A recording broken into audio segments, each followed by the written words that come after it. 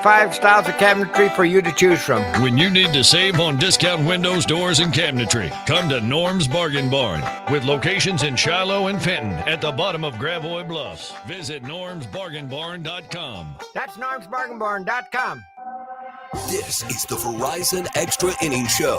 Verizon, the most reliable 5G in St. Louis. Now 2-2 on Isaiah Kiner-Falefa. A swing, and that ball is hit into center field. Caught on the run by Sajasi for a Redbird winner. Looked like that ball might get down, but Sajasi with good speed ran it down. And the fireworks go off in downtown St. Louis as the Cardinals gain a split in this series by beating the Pirates today 4-1. Nice win today for the Cardinals. 4-1 is the voice of the Cardinals. John Rooney just said a 3-run seventh inning was the difference. A Thomas Sajasi run-scoring double and a Jordan Walker 2-run home run turned a 1-1 game into a 4-1 game, and the Cardinals do win today. Welcome into the Extra Inning Show as we come your way here after a Cardinals victory. Let's just go through some housekeeping items so you know what to expect here over the next few hours. We'll do this for the next 17 minutes or so, taking you till 5 o'clock. At 5 o'clock, Kevin Wheeler will join in, and we'll do the Redbird Rush Hour from 5 o'clock to 6 o'clock. And then 6 to 8 o'clock tonight, it is Sports Open Line. And of note, I thought you would, I recorded something earlier today that I think you will find interesting. Anouk Karun-Tarante, he is the Senior Vice President for Business Operations with the Cardinals. I sat down with him today for about 35 minutes, and we talked about everything business related with the Cardinals. So we're talking media stuff, we're talking ticket sales, we're talking season ticket prices, all of that stuff. We went through a lot of different topics, and that's going to be the vast majority of the 7 o'clock hour tonight. So I think you would find that to be very interesting. And I know that's a few hours away still, but I'd hope that you could still stick with us through that, because I enjoyed being able to talk to Anouk a little bit. But right now, we are talking on the field as the Cardinals get the win. And I'm happy for Thomas Sajasi. I'm happy for Jordan Walker that they're able to have moments like that today. In many ways, this final month of the season, because as the Cardinals have lost some games here recently, the Mets have won some games, and it was always a long shot for the Cardinals to go on the type of run that they would need to go on to be a playoff club. It's an even longer shot now. They're 7 games back. There's more teams that they need to jump over. It's just looking like it's really, really not going to happen this year. So you look to see some other things as you go along, and I think having nice moments from players that you want to see progress is an important thing. So Jordan Walker hitting that home run, that was good to see. I'm not trying to put too much meaning to it. Like, we've done the thing with Walker before where he gets into a little bit of a run and you think maybe this is going to be it, and then all of a sudden it's not. So we'll let today stand, and we'll let that at bat stand as just a single moment in time. But even for Thomas Sajasi, he has not swung the bat probably as the way he would have liked to have swung the bat here recently. So for him to have a 2-hit game, that was nice to see. And if you were listening to Oliver Marmol last night, something he talked about in the post game, and he even he acknowledged the optics, because he said something about one of his players. It was Sajasi, and he prefaced it with, this isn't what people want. This is a paraphrase. It's not his exact words, but you get the idea. He paraphrased it by saying, essentially, this isn't what you want to hear after a loss, but this is what I'm happy about. And one of the things that he mentioned that he was happy about yesterday was Sajasi drawing the 2 walks, because what they're really working on right now with Sajasi is his swing decisions, meaning what pitches is he going to offer on. And yesterday he did a better job of not offering on pitches that he shouldn't be offering on. And what happened was, it may have been an 0-for-2 day, but he still had some productive at bats, and he gets on base twice and he draws 2 walks. Well, lo and behold, one day later, he comes to the park. He goes 2-for-3. He has a double. He breaks a tie in the 7th inning. Lots of good stuff there. Those are the kinds of things that I think we look at this time of year when assessing what is going on with this team. Got him our daily after every win. I say daily. I'd like it to be daily. Our winning message from Ball Game, who sends in his tip of the cap and raise the glass, and he says it goes to Jordan Walker. He says it's a big reason why he wanted to contribute to the post game show when the season started, saying, quote, "I knew it would be a challenging year for Jordan. If he makes adjustments the team has asked of him, I just hope they show him the patience that he deserves after setting him back 2 years ago with the hit in the air. No young and up-and-coming hitter needs to hear that. I still believe great things ahead for him." I would push back a little bit. He did need to hit it in the air a little bit more. The lack of loft was a thing, but it's something I feel like they missed out on the opportunity to really readjust Walker's swing in the minor leagues. He was so talented and he moved up through the minor leagues so quickly. The first time he hit adversity where the holes that existed in the way that he was doing it, the first time they really showed was in the big leagues. And I am hopeful that this organization, with the people that they are going to have in player development here moving forward, that you can look at a guy like Walker who is doing some things that work in the minor leagues but are not going to work in the big leagues and start to adjust it a little bit earlier. And I'm not saying none of that happened with Walker, but the extreme changes that they've tried to make and kind of try to make on the fly after he made his big league debut, that has not been a great thing for him so far. Text message comes in from Teresa, says it was good to see Michaelis pitch much better overall in this game. Leahy, O'Brien, JoJo took the game to a win. I think our guys mojoed up during the seventh inning stretch. Great game. Walker was my player of the game too. So JC slammed it for a double and got the last out. Great job to everyone. 314-436-7900, 314-436-7900. That's how you call. That's how you text. You can tweet at me, at Matt Pauley on air. If you're watching the video stream, you can leave a comment in the chat. We'll take a break and come back with more in just a moment. You are locked into the Extra Innings Show, sponsored by Gray Bar. Gray Bar is your distributor for electrical and datacom needs. More in a moment right here on your home of the Cardinals, 104.1 FM KMOX. Rhino Shield is far superior to even the best traditional exterior house paint. Rhino Shield is 8 to 10 times thicker than paint and comes with a 25-year transferable warranty. Rhino Shield is the only ceramic coating company that has been chosen by Disney, This Old House, and 3 times on HGTV's Curb Appeal, where every episode is concentrated on unpainted brick, bonds and seals to stucco, wood, hardy, block, color lock, masonite, and more. No better product for those steel aluminum-sided homes that have become, chalky and tired looking. We coat sloped and flat roofs to extend their lives too. After 15 years, we've got a great reputation and a superior product. As long as it's affordable, why wouldn't you do it? Before you make the costly mistake of painting with traditional paint, you'd be best served to call Rhino Shield today.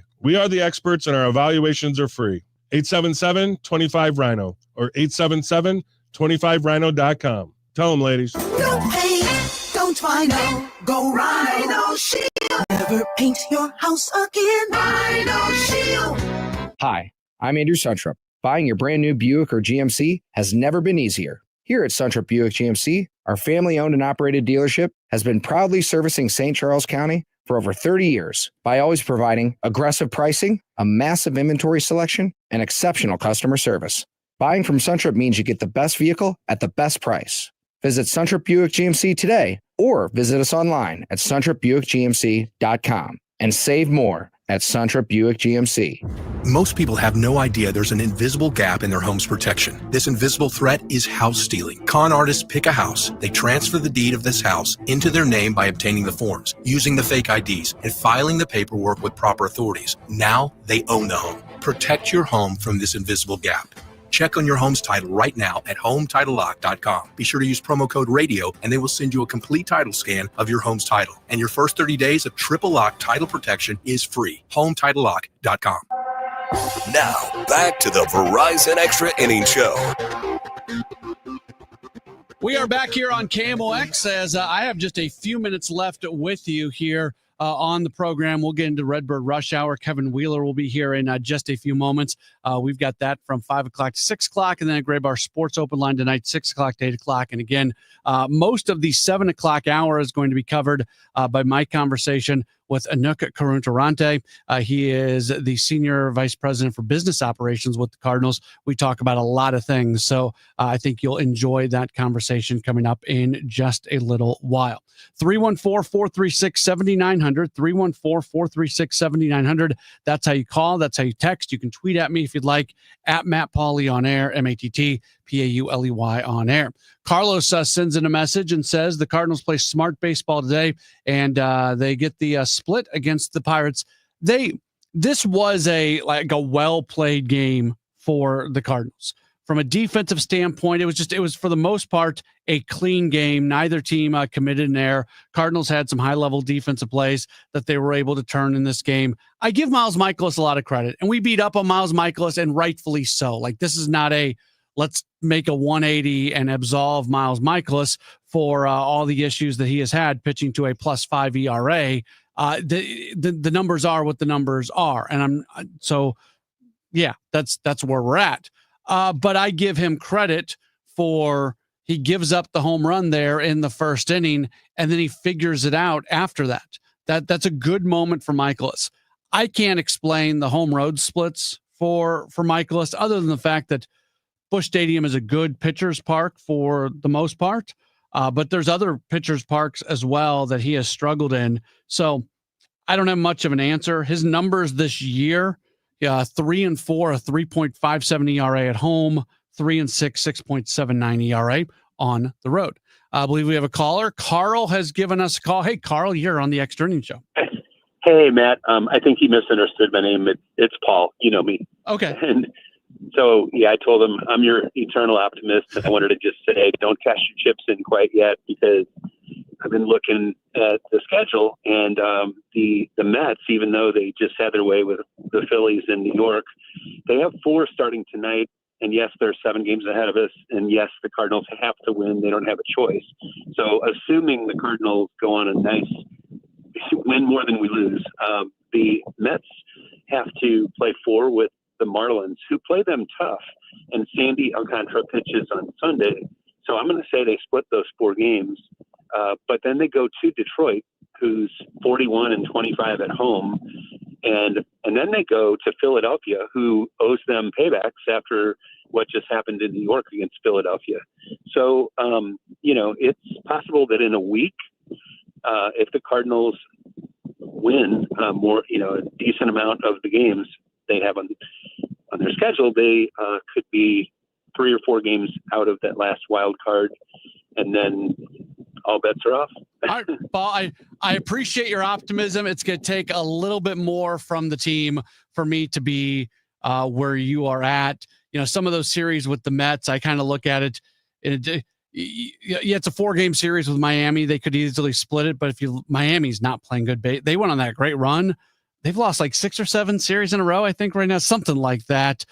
They've got a series against Cincinnati. So somebody's going, that either way, one of the teams that are in front of the Cardinals in the wild card standings is going to have to win a game in that series. So, Paul, I love you. I appreciate the optimism. I really hope you're right. I'd love to be able to agree with you. I respectfully disagree with you on this one. I don't think it's no pun intended in the cards right now. But if I'm wrong, I will yell to the mountaintops that I was wrong. And Paul called this one from the beginning, and he's our guy. So there you go. Appreciate the phone call. 314-436-7900, 314-436-7900. That's how you call or text message asking about those Mikolas home and road splits that I was just mentioning and asking what I make of it. I don't outside of the fact that it is it's a comfortable place for him to play and it's a good pitcher's ballpark. I don't have much of an answer beyond that. What's on Deck is presented by Chesterfield Fence and Deck. The sign you have the very best. What is up next? From a Cardinal standpoint, it is a series against the Cincinnati Reds. It begins tomorrow. Cardinals are going to be sending Matthew Liberatore to the mound. He'll be opposed by Zach Littell, and that's going to be a 5:40 first pitch tomorrow, 4:45. What's on Deck on KMOX is more talk about the Cardinals. Kevin Wheeler is going to join me in just a moment or so. It is the Redbird Rush Hour, and it's going to begin after the 5 o'clock news here on your home for the Cardinals, KMOX. This is Tom Ackerman. Like an MVP candidate, Chesterfield Fence and Deck, one of St. Louis's top names in home improvement, with a commitment to put quality and professionalism first in everything that they do. The best and longest lasting outdoor products available from Chesterfield Fence and Deck. Skilled installation teams who will help you with your outdoor project. Mention me, Tom Ackerman.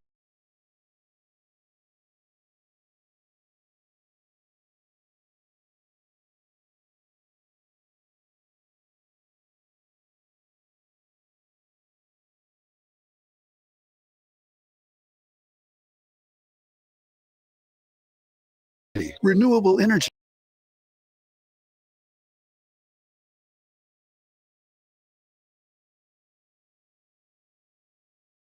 Building smarter, think Graybar, and we'll help you get connected. Visit graybar.com/connected buildings to learn more.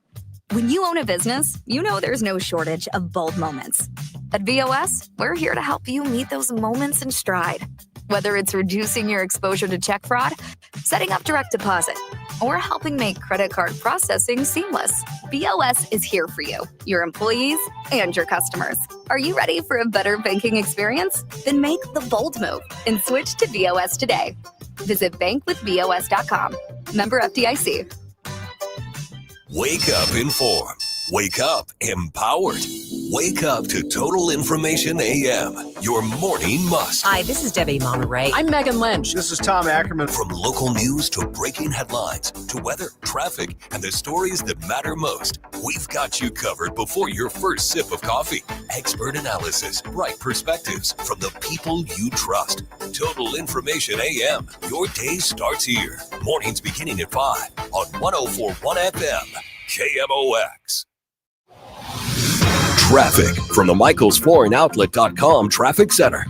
Well, we've got a jam in North County right now on eastbound 270 from 370 to Lindbergh due to a recent crash. They just cleared a stall north 170 near Scudder. Traffic's bogged down from the Rock Road. It really goes all the way up to Hanley now that the lanes are open there. South 170 is pretty heavy from Delmar to 64. Westbound Highway 70 from about Shreve out through Jennings Station's heavy. Both directions between Cypress and our city are congested. The westbound side, though, begins just west of 170, goes all the way out to the Blanchette Bridge, still a little busy at K, and west of Lake St. Louis out to 70 after that. If you're on westbound 64 from about Boyle, approaching Boyle out through Clayton Skinker, it's jammed. It's backed up or at least slow from 170 all the way to 270, from Topgolf all the way to the Boone Bridge, a little heavy past K, and 364 out to 70 is busy. Eastbound 64 downtown is backed up from Vandeventer all the way to the Poplar. 44 is at Grand all the way through the heart of downtown eastbound. I'm Roger Brand at the MichaelsFlooringOutlet.com Traffic Center. The trusted voice of St. Louis. KMOX AM St. Louis. KMOX FM Hazelwood. Always live on the free Odyssey app. At 5 o'clock, we've got some sun. It is 82 degrees at the moment downtown at the Arch.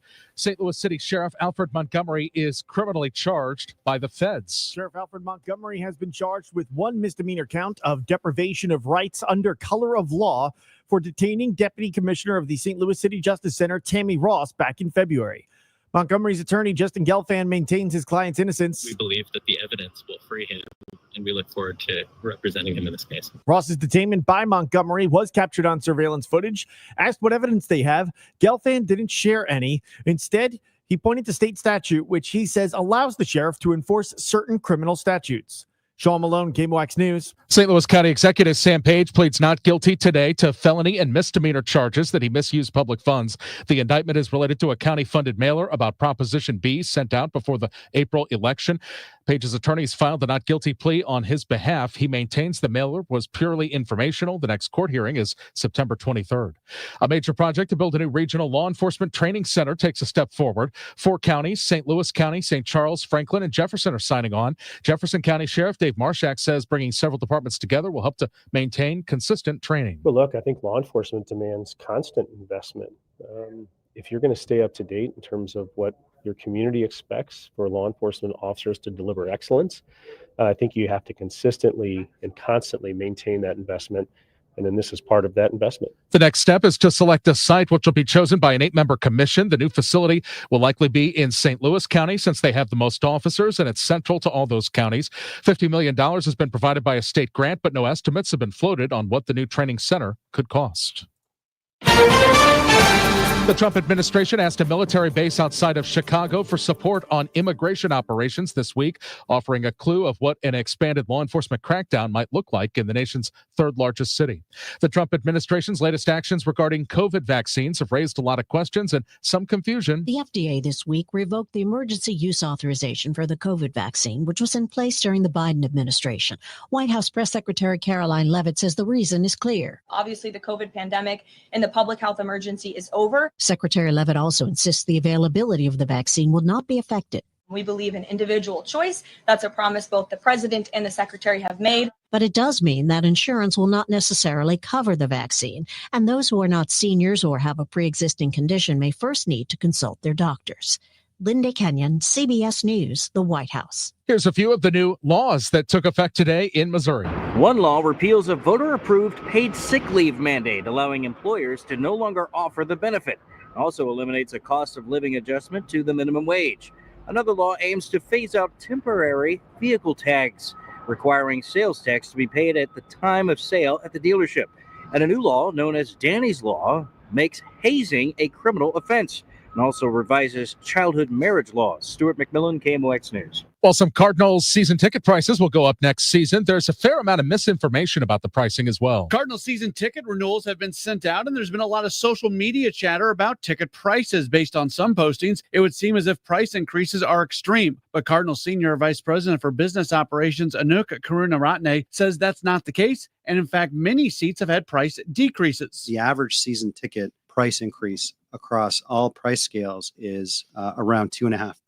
So that's the average. Nearly a third of our seating locations have either no price increase or have decreased in price. And that's the first time we've significantly decreased prices. Karunaratne also says the club is implementing a payment plan option for the first time ever. Matt Pauley, KMOX Sports. And you can hear Matt's extended conversation with Karunaratne during the 7 o'clock hour tonight of Sports Open Line. Gas prices are down year over year in Missouri this holiday weekend. It's been a record-breaking summer travel season, and many will squeeze one final trip in over the Labor Day weekend. AAA estimates 11.5 million will be traveling. AAA also reporting that the statewide average for a gallon of regular unleaded is $2.87. That's 4 cents more than last week, but 18 cents below last year. Kansas City and St. Louis are paying the most on average at $2.91. Beth Coughlin, KMOX News. Downtown St. Louis-based Build-A-Bear announced its most profitable second quarter and first half in company history, with record-setting revenue and significant growth in pre-tax income driven by strong store performance and global expansion. The company's raising its financial outlook and now expects to open at least 60 new locations this year. And the Dow from Stifel today up 71 points to 45,636. Very little change in our delightful weather pattern. We have clear skies for evening plans. We'll fall into the mid-70s, and 61 should do it for the low. On Friday, sunny skies, 85 for the high, but humidity levels continue to be very comfortable. Friday night, partly cloudy. Wonderful evening again, 63 for the low. The holiday weekend, Saturday, sunny and 84, sunny and 81 Sunday and Monday. I'm meteorologist Dave Murray on 104.1 FM. KMOX. We've got sunshine. It's 82 downtown. I'm Michael Calhoun, KMOX News. Traffic from the MichaelsFlooringOutlet.com Traffic Center. Well, busy highways, obviously, game let out, and there's traffic almost everywhere. If you're on eastbound 270 or bumper to bumper from 370 over through Lindbergh, northbound 170 from the Rock Road headed up through to almost Hanley, slow. South 170 bogs down at Delmar. Westbound 70 from almost West Florissant through Jennings Station. There's heavy traffic both ways between the airport and Earth City. Westbound's just a little busy at K, and then A802Z. Doesn't look bad for folks headed out to Columbia for the Mizzou game. There was some heavy traffic earlier, but right now wide open on westbound 70, eastbound 70, east of David Hochul into Wentzville Parkway is a little slow. Southbound 270 approaching Olive down through Ladue, both ways between Ladue and Manchester busy. Southbound again, 44 to Gravois is heavy. 44 eastbound, you've got delays, at least heavy traffic from east of Hampton, from east of Grand on to past the Poplar Street Bridge. Westbound from Grand out through Kings Highway is busy. Southbound 55 Arsenal to Bates backed up a little busy at the Joachim Creek. Eastbound 64, you've got delays from Vandevetter. Not a jam, but it's heavy from Vandevetter all the way across the Poplar Street Bridge. And eastbound 270 is also slow in Illinois, Route 3 to 203. I'm Roger Brand at the Michaels Flooring Outlet.com Traffic Center. News, traffic, and the latest on the Redbirds. This is the Redbird Rush Hour on KMOX.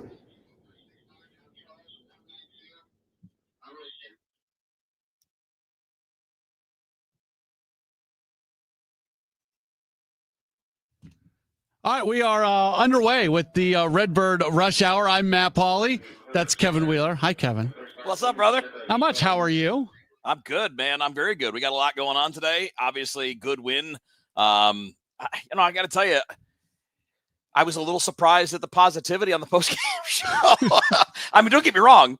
I'm not unhappy about it. I'm certainly not disagreeing with it. It's good for fans. Like, I have this thing, Matt, that I discuss with my buddies who are obviously all sports fans too, that like it almost ruins their enjoyment of sports when their team isn't a contender. And I don't feel that way. Now, I acknowledge, and maybe you feel the same way as me, that being in the job that we're in, maybe you just kind of get used to the fact that things are not always going to be good. In fact, most of the time they're not. Yeah. And you don't necessarily live and die with every single game in a baseball season or a football season. But I mean, that was a good ball game to watch. I don't care what your record is. And I do care what the record is. I'm just saying, in that moment when you're experiencing what's supposed to be entertainment, you can still be entertained by a good ball game, even if the team is not reaching the heights that you want it to in the standings. I have officially shifted to the enjoy the moments part of the season, where I'm understanding that this season is going to end when the regular season comes to an end, outside of some sort of ridiculous miracle, which would be really, really cool if it happened, but it's probably not. So what I do at this point is, whether it's game standpoints or individual standpoints, I enjoy the moments. This was a well-played baseball game. Cardinals made some nice defensive plays today. Pitching was good, including from Miles Michaelis. You had a really fun inning with the 3-run seventh where Thomas Ajacey comes up big, and then Jordan Walker hits the home run. I enjoyed all of that. Yeah, and look, again, I want to be clear that, like, all of us, like, the number one thing you want from your team is you want them to try to be as good as they can be, right? Yes. I mean, like, I think that, as a customer, because that's what a fan is, right? We're customers, but it's also more than that, right? I mean, I don't treat my favorite sports teams the way I treat another business. If I get bad service at another business, I don't go back. But I always come back to my sports teams no matter what, which, again, is part of the reason why I think there should also be a commitment on the side of the team that goes beyond just running a business. Right. Right. I think so I think there's more for both the customer and the business involved in a sports franchise, because what you're really building on is emotion and lifetime investment in fandom. And that's true for fans, and that's true for the team. The team benefits because it's not like any other business that the owners of these businesses own. So you take every owner, they all have other businesses. This one is not the same as the other one they're operating, which is why I don't like it when things are categorized as, well, it's just business. Well, no, it's not. This business is different because you've got a captive audience. Essentially, you benefit from essentially irrational customer behavior. We fans, we're all irrational, man. Like, we're willing to spend crazy amounts of time and crazy amounts of money on this form of entertainment. And it's because of that connection, whether it's when you started as a kid or something hooked you when you were a little older, or a relationship with your dad, your grandfather, your brother, your mom, whatever the connection is. It's more than just customer and company. Yeah. Right. Yes. And two things can bother me when it comes to that. Number one is when the owners who don't need to run their business like a business, basically, where they don't need to live off the money for some reason, are really worried about the profit and loss margin and the balance sheet and things like that. That's the number one thing that bothers me. And then on the far other side, it also bothers me when owners of sports teams are actually in a situation where they have to rely on that team to provide money, to provide income for where they're at. And there's not a lot of them out there, but there's a few. That used to be a bigger thing than it is now. Yeah. Those owners worry me as well. Yeah. Or the ones like Pittsburgh, where they are independently wealthy with other industries and still treat it like it's a family business and every nickel counts. Yeah. The Rockies do that. Yeah. And look, the reason I'm going bigger picture here is because that's kind of where we're at, right? this is not a season. And I think Cole Bassett's left foot says it well on the chat. He says, we've entered the portion of the season where every win feels like a moral victory and every loss feels like a rerun. Yeah, it's a weird time of year when you're not mathematically out, but you are practically out, right? Like, it's not a lock. We all know what happened in 2011, but we also know that that's the exception, not the rule. So you don't count on the exception, but you do allow for the possibility of crazy things happening, right? I mean, the Cardinals are not as good a team as the 2011 team. We've gone over this before, right? There's no Albert Pujols here. There's no Prime Yachty. There's none of that stuff, right? That's a different thing. But I'm curious to ask, and I tweeted this out, Matt. I want to throw this in kind of as a little tease for the next couple of segments. You and I can set it up, and hopefully we can get some reaction on it. Because I'd love to get people's again, I hope they're not like overly emotional reactions, but like just people's thoughts. Like, we both agree, I think, that next year's probably going to look a lot like this year. Maybe not record-wise, but I mean, they're not going out and signing the biggest free agent pitcher. They're not going out and signing a $400 million bat. They're not signing Kyle Tucker. They don't seem to be setting up to be making big, bold moves that will win the offseason. Now, they're going to be active because they have to be. You got too many guys for too few spots. You've got some redundancies. You've got some players that you got to make room for guys that are right behind them, right? You got to make room for J.J. Weatherholt, things like that. So there will be change. But it's not going to be like blockbuster moves. It's not going to be trading for another Arenado-type player like you did, the year you picked him up. I wouldn't think. It sounds like it's setting up to be more active rather than blockbustery. Yeah. So with that said, what does it take to get people to be a little more excited about 2026? Because there's a difference between the excitement that comes with a known contender, which is not going to be next year. They're not going to be picked to win the division. They're not going to be picked as one of the favorites to make the playoffs, barring stuff that we don't foresee, right? Who knows? Maybe Chaim Bloom's got a bigger checkbook from ownership than we know, and there's more going on. But what does it take? What gets people excited about a new year? Is it only contention, or are there other things? As far as the offseason, this is part of the problem with this year. Like, even remember in May when they were awesome? Yeah. Even if they would have continued that, they would have always been behind the 8 ball in terms of attendance because, group sales in the offseason. There's so much work that goes into tickets in the offseason that even if you have this amazing run, it's hard to make that up. So I don't know what can happen this offseason that's really going to excite the fan base. Are there going to be, we see it all the time, the people who love to send in messages, I'm not walking into Busch Stadium again until John Mozeliak's gone. Okay, yeah. So like the 7. So you going next year? Yeah, the 17 people who really believe that might show up to a handful of games next year, but that's not going to be meaningful. Nobody's showing up to a game because there's a new guy up in the GM suite. Like that's not a thing. So could they bring in some exciting players? Will JJ do they hold back JJ Weatherholt for the first month of the season so they can get the attendance bounce when he makes his major league debut a month later? Like, man. I don't know what that's the only thing that could maybe because people would want to see Weatherholt's major league debut. So, hold that till after opening day so you can get your opening day crowd and your Weatherholt crowd. YouTube viewer Carlos Meriwether points out the Cardinals are bad, but not like the Rockies. That's such a great point. And I know we repeat it, but this team that's 3 games under 500 isn't a historically bad team. And I do think, combining with that, his next follow was, I don't think the Cardinals are in a rebuild. I think they are, but it's more of a soft rebuild than like a tank, right? Like, what they're not doing is tanking. They're not tearing it down to the studs, and they shouldn't. They shouldn't. Nobody in St. Louis wants that. People say they do, Matt. They're like, just tear it. Don't. I'm telling you, don't do it. I've watched too many teams do it and then not get back. Yeah, no guarantee it works. Right. No guarantee it works. Sometimes it does. And like it worked with the Astros. They were a team that did it and it worked. But the Pirates, and the Cubs, but again, there are also 10 other teams in each league that did the same thing and never got that. The Pirates start a rebuild every 3 years, whether they need to or not. They've been rebuilding for 30 years, man. I mean, they'll have like a little pocket here and there. And again, I don't blame the team.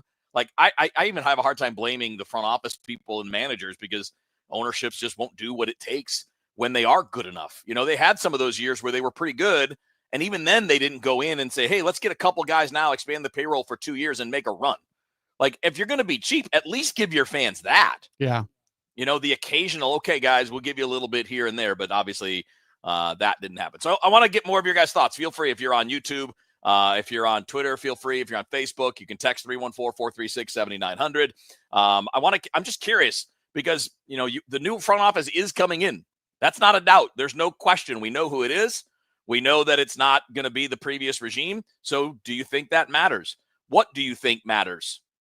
I think that's a fascinating thing. You know, we have people like, if you bring it, we'll get into this a little later, but if you bring certain people back into the organization, people will buy tickets. I don't know, man. I'm not sure they will. Because I think people buy based on entertainment and competition. So maybe that's the key. And we'll get into that. Matt, Pauley, and Kevin Wheeler with you here on the Redbird Rush Hour on KMOX. At Tax Relief Advocates, we get it. Thinking about back taxes to the IRS can be very unsettling. Don't lose hope. With thousands of 5-star Google reviews and an A+ rating with the Better Business Bureau, TRA is resolving taxpayers' delinquent tax problems nationwide once and for all. We could significantly reduce and even eliminate what you owe the IRS. If you haven't filed your taxes in years or are already facing collections, we can help. We aren't just some run-of-the-mill tax service company. We specialize in helping individuals and businesses with $10,000, $50,000, or even $500,000 in back taxes get speedy resolution. And in many cases, only have to pay back a fraction of what they owe. The IRS isn't going anywhere, and neither is your tax problem. To see what tax relief you qualify for, visit TRA.com or call 800-335-8578. 800-335-8578. Again, that's 800-335-8578. Tax Relief Advocates. Real solutions for real people. Flashback to 1985 when the hair was big, the colors were bright, and the Cards were the National League champs. Don't miss 80s night at Busch Stadium on Friday, September 5th. With a special theme ticket, fans will take home a throwback 1985 National League champs crew neck sweatshirt. Plus, jam out to your favorite 80s hits at a pregame concert by Decade of Decadence. Get your tickets now at cardinals.com/theme. This is Willie McGee, St. Louis Cardinals for the loop. Hola amigos, this is Polo Asensio, Spanish broadcaster for your Cardenales, inviting you to Fiesta Cardenales presented by State Farm on September 7th. With a theme ticket, fans will take home a lightweight Cardenales hooded pullover. Don't miss a special heritage celebration in Budweiser Terrace before the game. A portion of each ticket sold will benefit the Hispanic Education, Cultural, and Scholarship Foundation. For tickets or details, visit cardinals.com/fiesta. Traffic from the MichaelsFlooringOutlet.com traffic center. Well, westbound Highway 70 still bogs down from Union headed out through Jennings Station. Both directions between the airport and the Blanchette Bridge are kind of busy right now. If you're on eastbound 270 approaching Lindbergh, it's slow. North 170 approaching Natural Bridge up to Airport Road's busy. South 170 bogs down at Delmar. South 270, there's a crash north of 364. It's jammed at Dorset. And it's still slow approaching Olive. Down through 64 both ways between Ladue and Manchester are heavy. Southbound 44 to Tesson Ferry is also busy. Westbound 64 Boyle out to Clayton Skinker slow. 170 to about Lindbergh. Approaching Clarkson or west of Timberlake to the Boone Bridge is heavy. K most of the way to Winghaven and Lake St. Louis out to 70 all slow. 364 Youngerman through Mid Rivers. Some of that's backed up. Eastbound 44 they cleared a crash at Jefferson, but it's still backed up through there up to the Poplar. Southbound 55 Arsenal to Bates. There's a little slowdown north of Imperial, an overturned vehicle crash. It should be on the shoulder, but I think they have the right lane blocked for that one. Eastbound 44, like I said, Jefferson to the Poplar. 64 is slow right around Jefferson up to the bridge as well. I'm Roger Brand at the MichaelsFlooringOutlet.com Traffic Center. You're listening to the Redbird Rush Hour on 104.1 KMOX.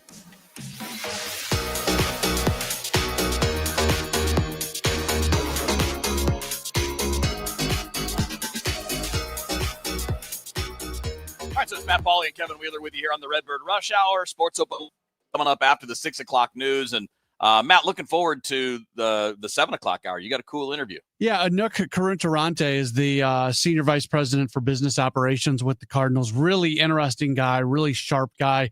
I've always enjoyed our conversations.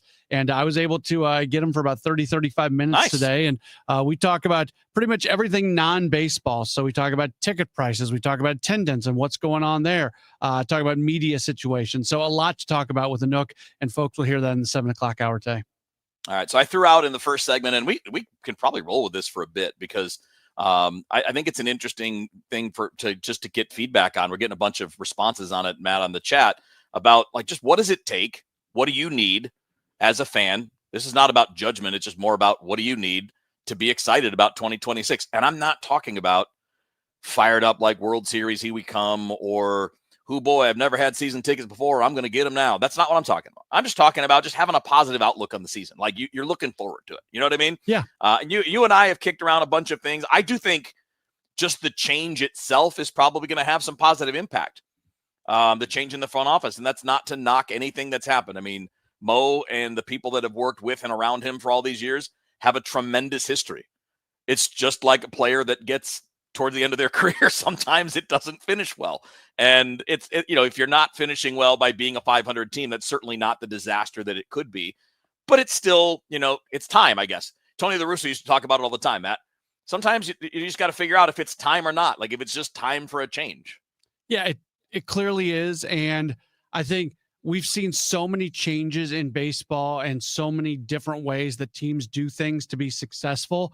And in many ways, the Cardinals have been a lot slower to evolve along with that. So bringing in a new fresh of eye, and I was about to say new set fresh of eyes, like a bunch of eyes. Like they're going to be the organization is going to be littered, and it already is, with new people that can look at things. And I think for the most part, the person that I talk to the most who's part of this next regime is Rob Cerfolio. We've had him on a couple times, and there still is a great reverence for where the Cardinals have been and what John Mozeliak has done. But at the same time, I think these people understand that there are ways to do things moving forward that might look a little bit different.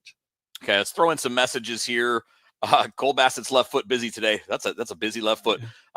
He's a couple of messages, though. One is just say Yachty's back and it doesn't matter what role we'll show up. Cole, I ain't buying that. I don't think people are buying tickets. Even if he's the manager, I don't think people are buying tickets for a manager.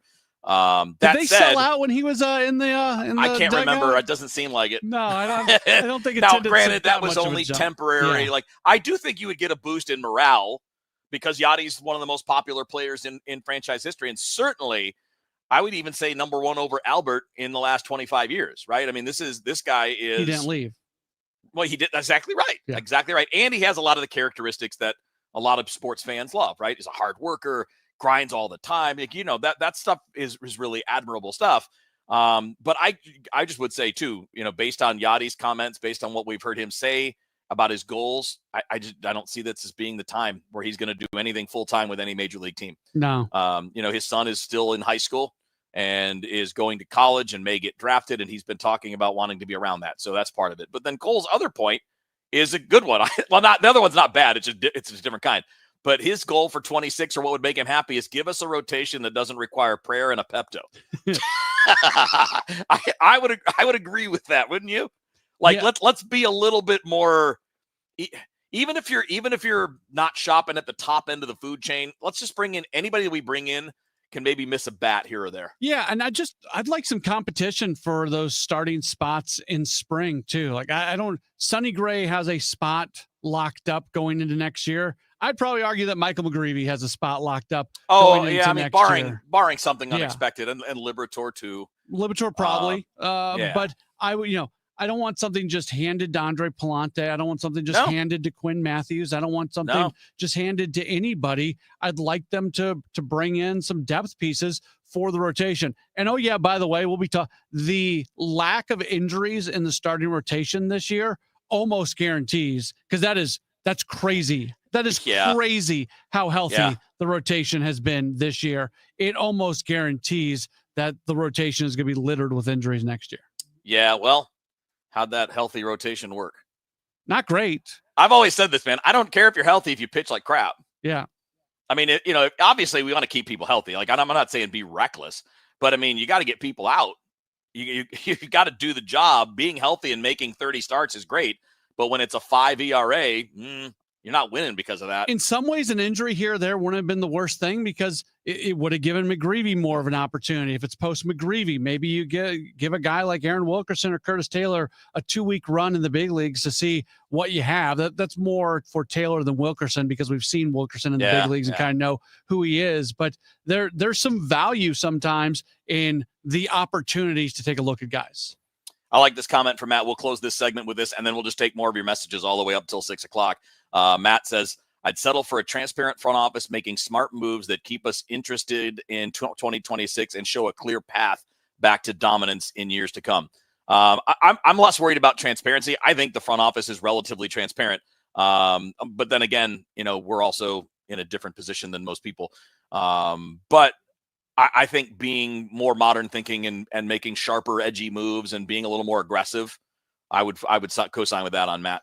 I think that there's definitely a tone that can be set from the new front office that could make people happy. Yeah, I think it's already starting. We got a message asking what's our gut, is Ollie here next year? I think he is, and I also think he's already having conversations with Chaim Bloom. So they are, I think right now they're planning out what it's going to look like and the tone and the message that goes along with that. Let's get into that, Larry. Good question, buddy. We'll get into that and take more messages coming up. It's the Redbird Rush Hour with Matt Pauley and Kevin Wheeler here on KMOX. The reason many of us hate insurance companies is because some of them act like bullies. I'm John Morgan of Morgan & Morgan. I've been dealing with these creatures my whole career. Whether it's a workers' comp claim, an auto accident, or a nursing home or medical mishap, the playbook is often the same: deny and delay. We became the largest injury firm in America for a reason. We fight the bullies. They know who we are, and I know it makes a difference for our clients. Just go to forthepeople.com and see our results and our verdicts after those bullies gave us their final offer. Hiring the wrong firm can be disastrous. Hiring the right firm could substantially increase your settlement. It's easy to get going. Visit forthepeople.com on your phone or computer, or call us on your cell at Pound Law, pound 529. Morgan & Morgan, America's largest injury law firm. forthepeople.com. The choice of a lawyer is an important decision and should not be based solely upon advertisements. Past results afford no guarantee of future results. Every case is different and must be judged on its own merits. Frank, did you get the mail? Coupon, Medicare, AARP. Oh, wait, this one says open immediately. First one in the trash. Every day we're bombarded with messages that we don't care about. Problem is, there might be an important message in there that affects you, like retirement. For example, on September 23rd and 25th, Steve All of the All Financial Group will be hosting a Taxes in Retirement seminar at Stone Summit. From the big beautiful bill to taxes on your Social Security, Steve will cover it. It's a complimentary event, but seating is limited, so reserve your seat today. Call 636-230-8824 or online at yourmoneymattersstl.com. What about this coupon for a new lawn service? We live in a condo. So? On the 3rd floor. Mom always said I shouldn't have married you.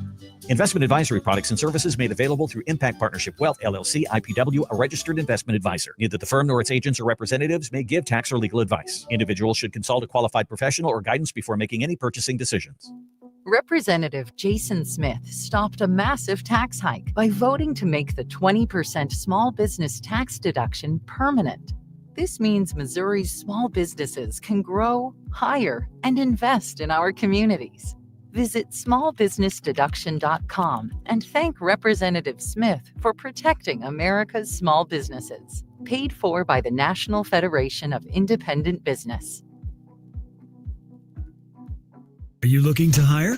ZipRecruiter finds the best candidate for your job fast. Try ZipRecruiter for free at ZipRecruiter.com/free. That's ZipRecruiter.com/free. ZipRecruiter.com/free. At 5:30, we've got sunshine. It's 82 degrees downtown at the Arch.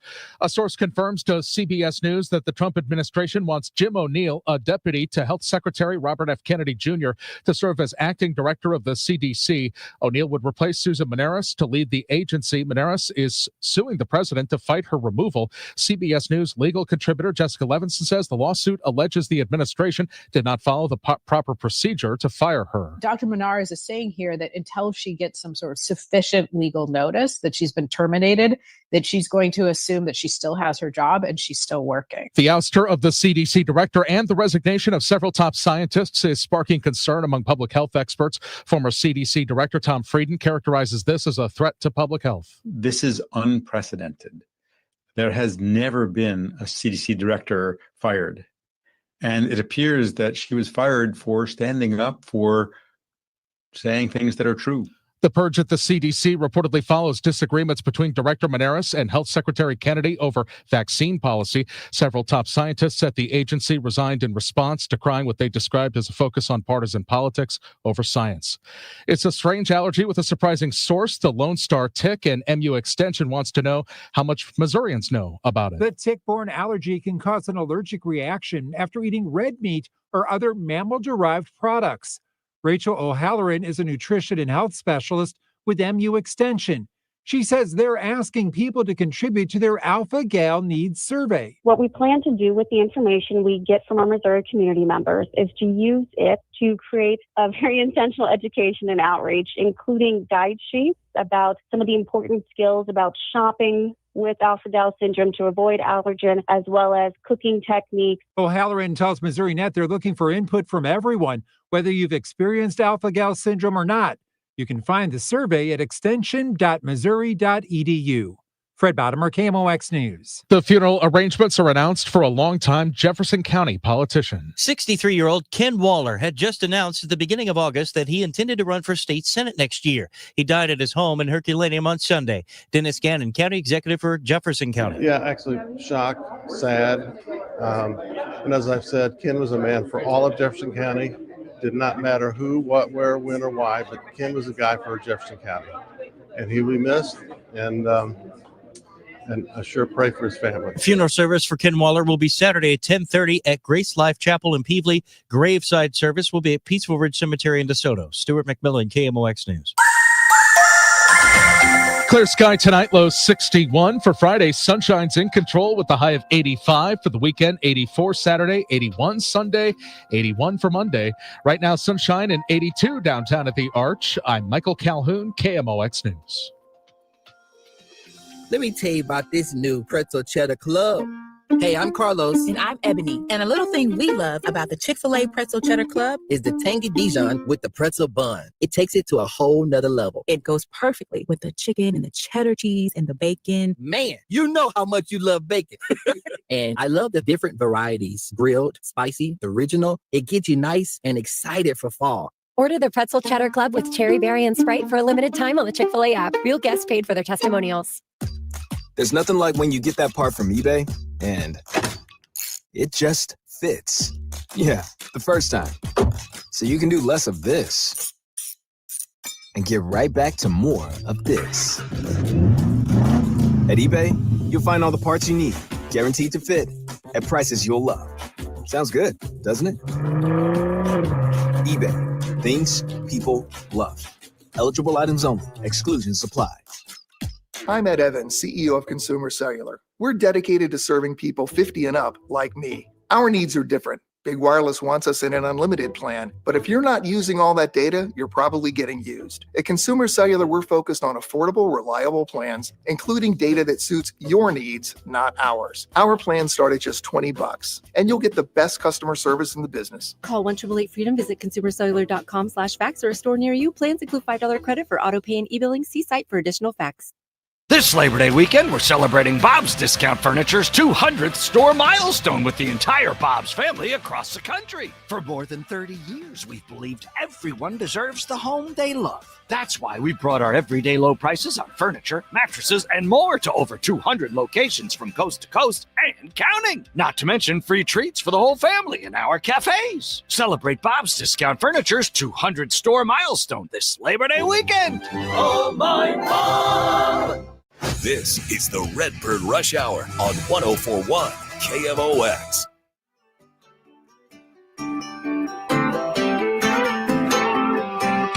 All right, it's Matt Pauley and Kevin Wheeler with you here on the Redbird Rush Hour, taking you up till the top of the hour. And then Sports Open Line follows that from 6 until 8. We're going through just a lot of messages today, which is, I mean, to me, great. And we've kind of spun the clock ahead a little bit talking about next year and things you will make that would make you happy, that would make you, again, not like, all right, start cutting up paper to make confetti for the parade kind of happy, but like, just a little more enthusiastic, right? Because look, when it gets like this, people get down a little bit, and I totally understand that. But I'm just curious what people think. Again, we've gotten pretty reasonable responses too, Matt. So I just want to keep rolling with that because like nobody's saying sign Kyle Tucker, because if you say that, it ain't happening. They're not going there, and there's only probably a handful of teams that can go where that one's going to go. But we'll go from there. Now let's follow up though, because we had a question beforehand from Larry, and then we'll get right back to all the other questions there too. And Larry's question was, "What's your gut? Is Ollie here next year?" You started to answer that. I think it's a fascinating question because we don't know 100% until we hear from Chaim Bloom, right? I mean, but my gut would say now, yes. Mine would too. If I'm in Chaim Bloom's position, so this is totally me pretending to be Chaim Bloom, and I've never met Chaim Bloom, so this is not any like insider information. This is me. If I'm in his position, I have a younger team still, right? I'm still trying to do some development at the major league level. That's what Ollie Marmol's background is. He's been a development guy for years. He knows a lot of these players. And in my first year, I don't know that I want to make that big of a change when I'm not looking at this as an all-in, throw money behind everything and go win a World Series. And I do personally think that he's done a good job with what he has. I think their record reflects the talent level on the team. And that's, to me, been true his entire tenure. I think right now the record actually is better than the talent level on the team. So they're around 500, and I just think there's a talent deficit compared to a lot of the other teams that are kind of the teams that are ahead of them. But to the main question here, I don't know why Chaim would be spending as much time with Ollie if he had no reason to, if he had already made the decision that Ollie's not back next year. Yeah. That's the other side of it. There's a lot of communication going on between those two individuals. And I don't get the sense that Bloom is the kind of guy that's going to waste time.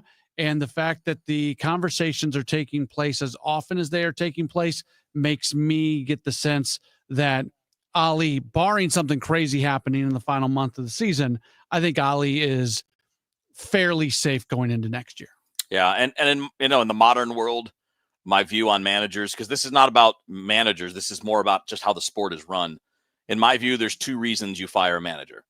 And one is the communication between manager and front office has separated. They don't see things the same way. Or the manager loses the clubhouse. Right. Because everything else is a team effort. Yeah, and everything else is done by the whole group and not by one person. And I don't think either of those things have happened. I think the Eric Fetty, Michael McGreevy situation is a very good example of where the manager probably wanted one thing and the president of baseball operation wanted another. But I don't think that escalates to the point where it wasn't a working relationship. It was just a respectful disagreement on something. So no, there is not that gap between Ollie and Mo. There's no reason to believe that there'd be a gap between Ollie and Chaim. And I can tell you that this is a group of players that enjoy being able to play for Marmol. All right, so we'll get to traffic here in a second. I want to throw in Nick's question. He said, "Hello, gents." Said, "Are the Cardinals really planning on 3 lefty starters next year with Liberatore, Matthews, and Doyle? I don't think I've ever seen a 3 lefty starter rotation before." It's not common, especially it hasn't been common here. I would say the answer to that, Nick, is they are definitely not planning on that. They may be hoping for that to be a part of the rotation when you get to August. Yeah. But the plan will not be Doyle being in the rotation to start the year. I mean, who knows what he does? But even Paul Skeens didn't make the opening day roster, and he's a transformational prospect. So I wouldn't say the plan is for those 3, but I would say this: I'm sure they would love it if you finish the year with those 3. Yeah, that's where they're going. When I talk about the starting rotation next year, because I get questions all the time about what I think the starting rotation is going to look like next year, and my mind always goes to opening day. My mind doesn't go to August 1st. Right. Because I never mentioned Liam Doyle. I think Doyle is going to be a big leaguer in all likelihood next year. I also thought Quinn Matthews was going to be a big leaguer this year. And I don't think that's and barring injury, now. He might have been. Absolutely. Right. So no guarantee I'm right on that. But Doyle's not going to pitch full season baseball this year. I don't think they've said whether or not maybe we'll see him in like the fall league or something. But, eventually you get there. Absolutely. All right, let's do a quick hit of traffic. Right on the other side of this, we're just getting right back to your messages about 2026 and the Cardinals and what would get you a little bit more excited. Traffic from the MichaelsFlooringOutlet.com Traffic Center. No, things are looking a lot better. There's just some slow traffic westbound 70 Riverview out through Jennings Station, eastbound 70 east of the Blanchett into 270 is a little busy. The westbound side again around K, and then west of Lake St. Louis Boulevard out through 61 is a little crowded. South 170 bogs down at Delmar. Westbound 64, you're busy from Kings Highway to Clayton Skinker, west of McKnight out to about Spady. A couple of spots between Clarkson and the Boone Bridge where it's slow, a little heavy at K, and then heavy again Lake St. Louis Boulevard out to 70. Westbound 364 Younger and past Mid Rivers, that's slow. South 270 south of Page down through Ladue is busy, a little slow at Manchester and past 44. Northbound north of Manchester, Ladue is crowded. North 170, 70 up to Airport Road's busy. Southbound 55, Gasconade Bates, there is a jam from Richardson down to just north of Imperial. The right lane still blocked by that recent injury crash. Eastbound 64, Barack Obama Avenue over to Highway 70, slow on the Illinois side. I'm Roger Brand at the MichaelsFlooringOutlet.com Traffic Center. All right, Matt Pauley and Kevin Wheeler with you here on the Redbird Rush Hour. Let's dive right back in, Matt. Ken sent us a message a little bit ago, said as far as 2026 is concerned, I want to see continued improvement for the players that end up being here in 2026, the holdovers, I assume he means, and then improvements in the starting pitching staff that doesn't have 3/5 of the starter with a one-loss record of that starts with a 3. The teams that guys winning. Yeah, Ken, I'm with you on almost all of that. The only thing I wouldn't define it by win-loss percentage on the starters. I define a team by that. I don't divide the individuals by that, but I get what you mean. I think the 3/5 of the rotation being a major if at any given point in the season, Matt, is a problem. And that I know that you're not going to spend a ton of money, but there are players out there that aren't super expensive that can add depth for the kinds of players we're talking about. Yeah, but at the same time, you don't want them to go out and do what they did with Kyle Gibson and Lance. No, I agree. Well, those guys are exactly what I'm talking about. Right. That's way too much money to spend on guys who are essentially fourth and fifth starters on good teams. So there's an in-between area where you can get some starting pitching depth without dropping $11 million on a dude. Yeah. And I'm not sure I would even bother this year. If there's a guy that's a starter that doesn't have a job around spring training and he's willing to sign cheap, I might consider that. Yeah. But I'm happy to just keep on rolling with these guys because if all of the guys that you didn't get to see this year aren't good to go next year, you got a massive problem anyway. If you can't look at in the next calendar year, guys like Matthews and Hentz and Roby's hurt now, so it's going to be a while for him. But whether it's those guys or Doyle or anybody else, like if you can't find a couple of guys for next year to add to what you already have, that would be really disappointing. The bigger question, though, is just can this team start developing impact pitching? Yeah. Especially with starters. And I think they've done a mostly okay job with relief pitching. There's a lot more swing and miss when it comes to their relievers and their starters. But there's just, you look at, there's been a lot of comments that I've seen over the last few days because people have looked at Pirates pitching and saying, well, why do the Cardinals not get those guys? Well, for some of the reasons, it's because of the draft picks that the Pirates have been able to get. But it's also been, give the Pirates credit, they have been able to target a certain style of pitcher that the Cardinals historically have not been targeting. Yeah. Based off what we saw in the draft this year, that is now starting to change. And to be real, I would hope that there's no starter added in free agency because it's going to be bottom level. But you got a lot of trading to do. And I would love to see if you could find a team that's got a starter that's blocked a little bit. Yeah. Or a team that can afford to move a third, fourth, fifth type starter that maybe has some upside because they need offense or they need a position filled or whatever. I would much rather see more of that added as far as depth because those guys can go to AAA if they're not great. I don't want to add a guy that if he's not great, you're stuck with him and you're going to keep running this guy out there because you're paying him $10 million or whatever. I think the trade market can get you a pitcher or two. I'm not talking the Liam Doyle guys. I'm not talking the top 100 guys, but I am talking about teams. There are teams all over the place. Yankees are one of them, a few others that have starters that are just backlogged. They're in AAA and they're good, but they aren't good enough for that team at the particular moment. And they have other needs. And I think there are places like that where you can capitalize. The Dodgers are another team like that. I would agree. If they don't find that guy, then I would take it the next step where you go bring in a guy because I think they do have to add to their starting pitching depth. I would much prefer the scenario that you just laid out. That is clearly the better scenario. But if they don't accomplish that, I'm not saying, okay, well, then just go with what you got. You still have to bring something in. So Steven throws in an interesting question. So he says, make me happy, get a true DH and spend money on pitching. Now, I don't know what that means, a true DH. I'm assuming what you mean is like a legitimate, like 3 or 4 hole power hitter. I don't know that that's going to, I mean, your primary DH is probably going to be Ivan Herrera. Yeah. Isn't that, they have that. They have that. He's not, I get what Steven's trying to say. He's talking about a higher end power bat. And I don't care about the DH, that being a DH, is guess my differentiation, right? But you're also not getting that this offseason. They're not going to spend on that now. They're not going to be able to get that in a trade right now. I don't think. I could be wrong, but I don't think so.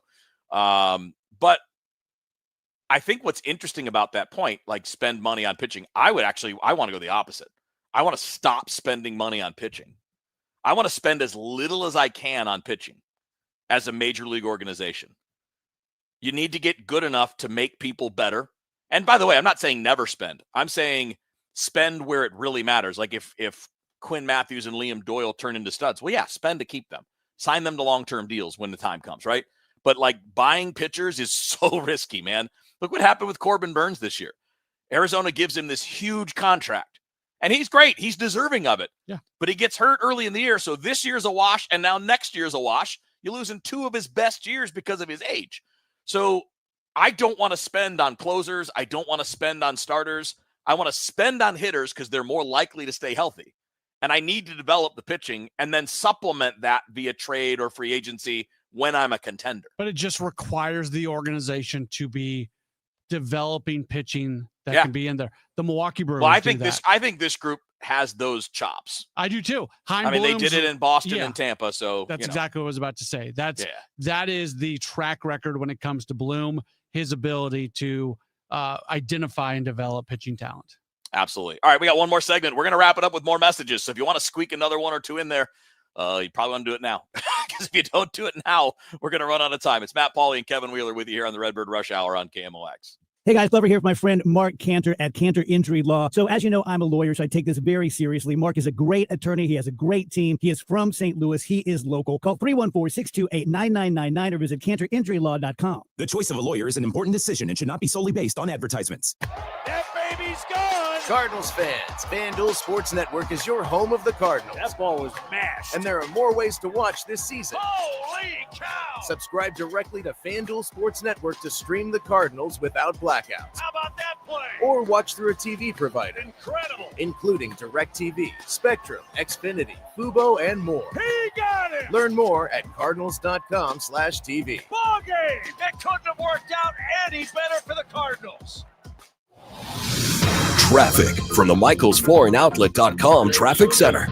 Well, they're still working a crash. Southbound 141 just south of Ladue. Left lane's closed. There's a short back up there. It's not even midway back to Olive, but there is still bumper-to-bumper stuff there. Southbound 55, a little busy.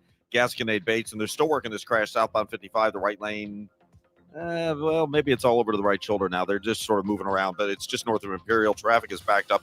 Slow, at least, just south of 141, so big delays in Jefferson County there right now. Westbound 64 from the Science Center headed out through Clayton Skinker's slow, Clayton Warson to Lindbergh's heavy, Clarkson to about Topgolf, and then between Long Road and Spirit toward the Boone Bridge, a little slow, 94 through K and 364 out to 70. Westbound Highway 70, it looks like we have an incident at Interstate 61, Highway 61. It is jammed just west of Lake St. Louis Boulevard, so late trouble there. South 270, Olive to Ladue is kind of busy. North 270, north of Manchester to Ladue, that's crowded. The southbound side sort of busy through Gravois. South 170, Ladue down to 64 is slow. North 170, Scudder to Airport Road's kind of busy. I'm Roger Brand at the MichaelsFlooringOutlet.com Traffic Center. You're listening to the Redbird Rush Hour on 1041 KMOX.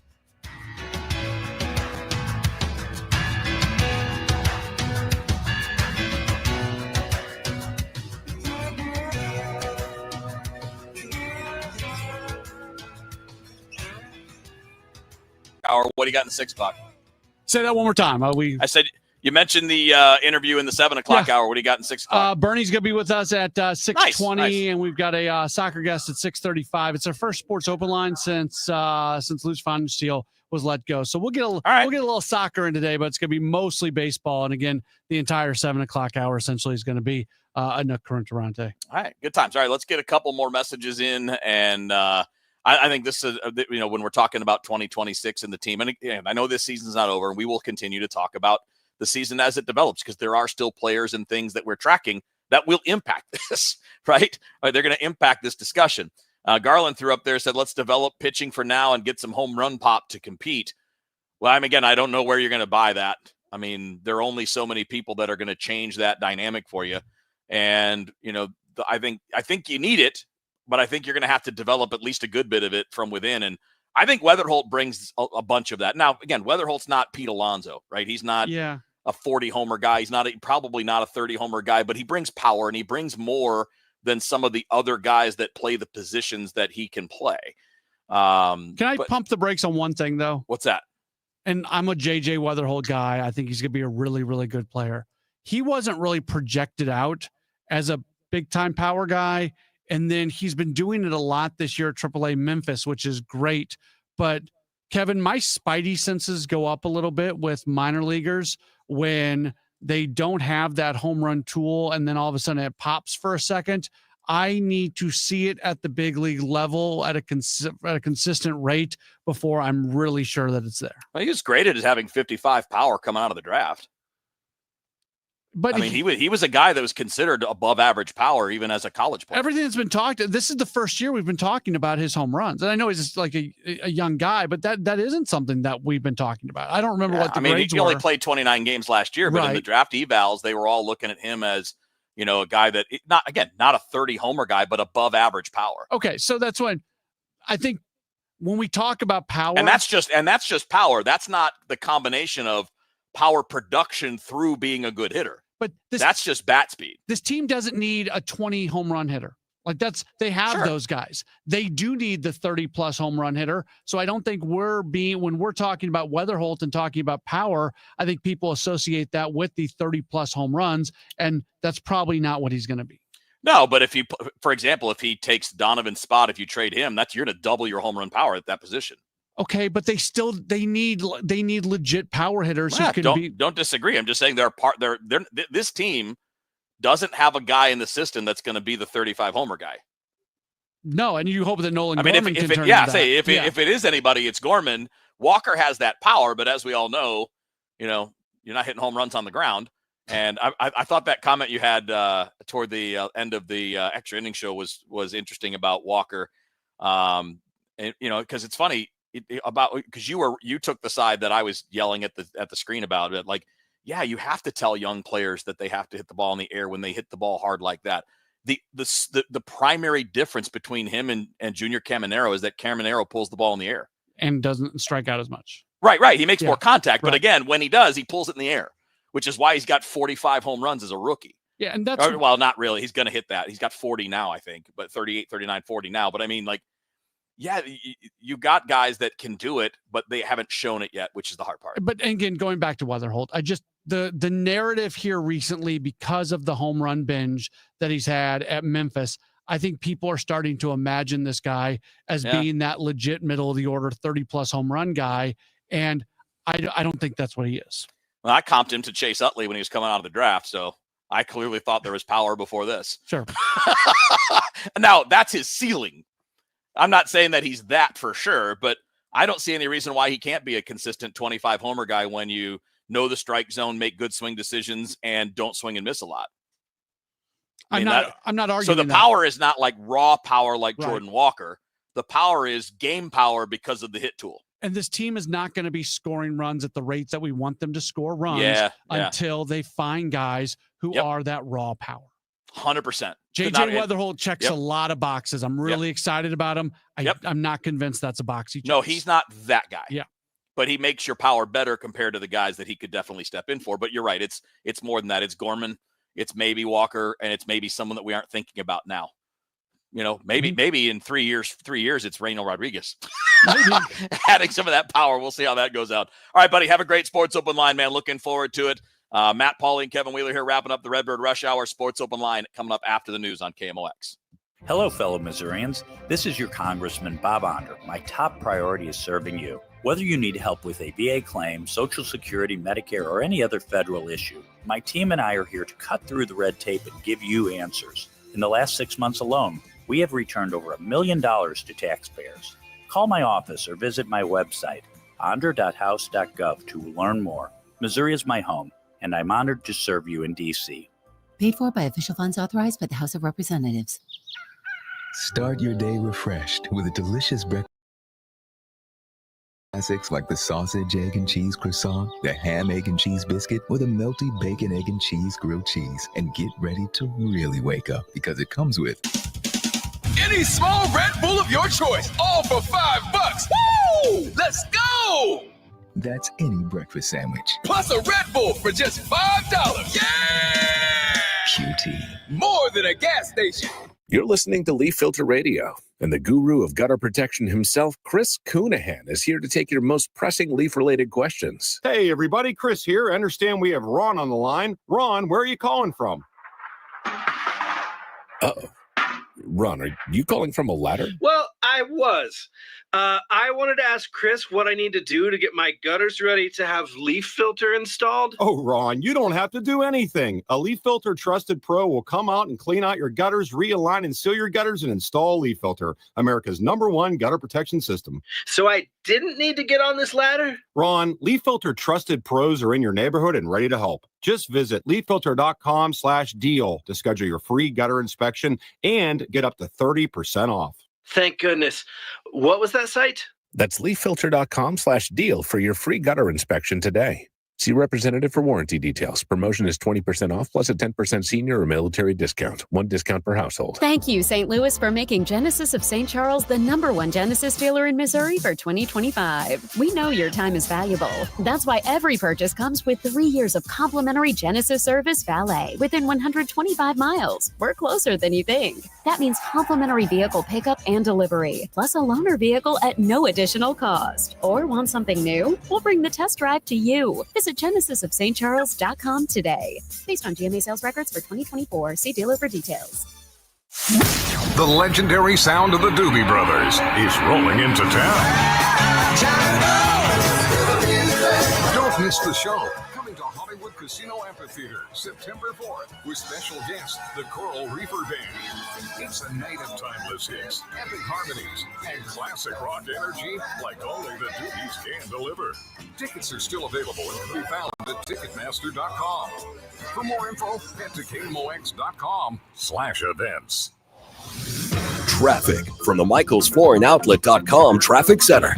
Well, I can't see what the trouble is, but we have a pretty big jam on westbound Highway 70 right now out in St. Charles County. You're bumper to bumper from just west of Bryan Road, and it goes all the way out to 61 because of that whatever that incident is blocking there. Eastbound 70 is just a little heavy right around Earth City. If you're on southbound 170, the Parkway down to 64 slow. Eastbound 64 heavy, 170 in through Big Bend. Westbound 64 Hampton headed through Bellevue's heavy, a little busy at Spady. There's a slowdown at K, and then from 364 out to 70, there's some heavier traffic running through there. South 270 is back on track. Westbound 44 looks good. Southbound 55, we still got this crash on the shoulder north of Imperial, so southbound 55 is still bogged down about midway between 141 and Richardson, all the way down to that crash just before Imperial. So again, a lot of traffic piled up right now in Jefferson County headed home, but the big jam on westbound 70 again near Bryan Road. I'm Roger Brand at the MichaelsFlooringOutlet.com Traffic Center. Mid-America's most trusted voice for news. KMOX AM St. Louis. KMOX FM Hazelwood. Always live on the free Odyssey app.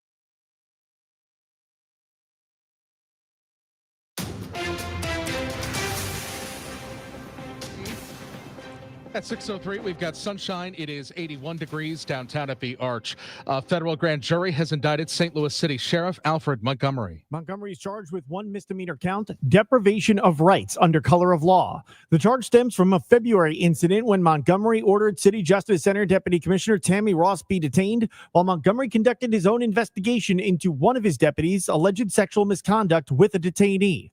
Montgomery's attorney, Justin Gelfand, says his client is innocent and evidence will set him free. So I asked this follow-up question. We've all seen the video. What evidence are you confident in will free him?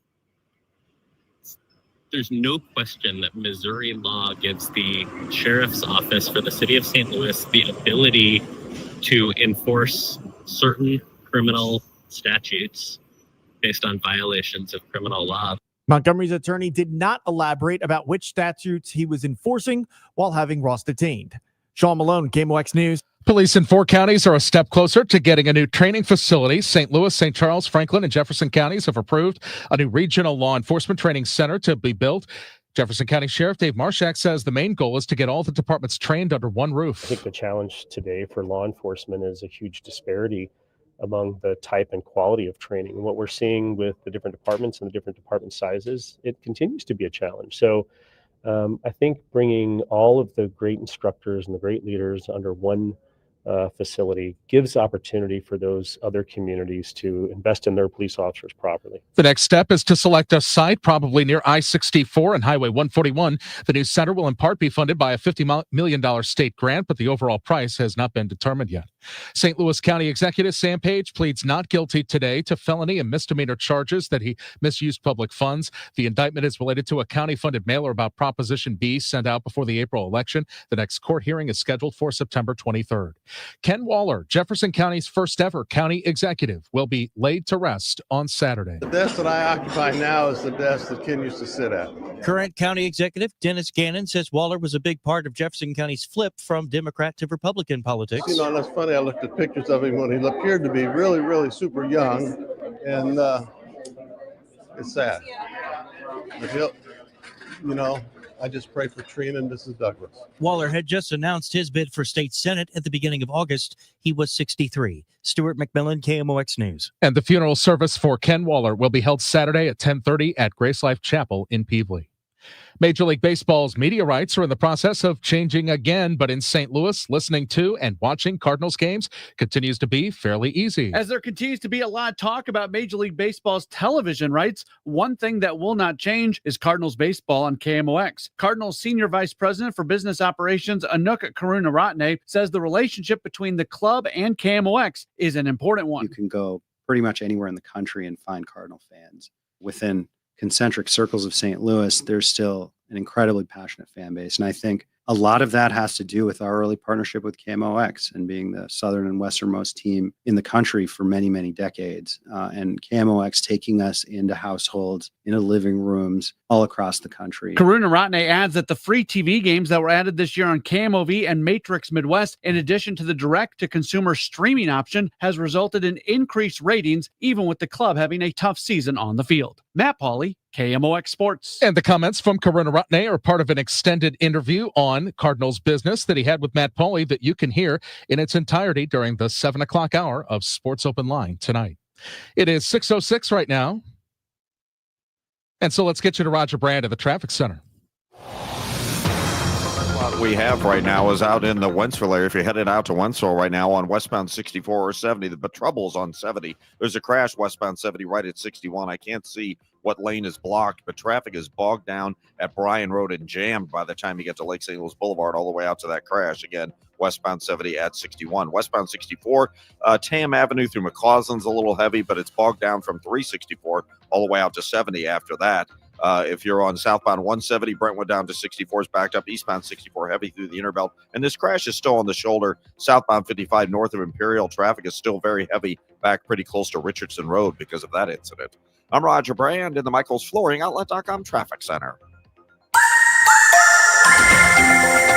Wonderful August weather continues as we get set to go into the last weekend of August and get into Labor Day. Clear skies with us tonight, this evening, and overnight. Evening temperatures will drop out of the low 80s and into the mid 70s fairly quickly. 61 for the low. On Friday, sunny skies. 85 should do it for the high. Still very comfortable humidity levels. Friday night, partly cloudy, 63. Saturday, sunny and 84. Sunday, sunny, 81. And Monday for Labor Day, sunny and 81 degrees. We keep it going. I'm meteorologist Dave Murray on 104.1 FM.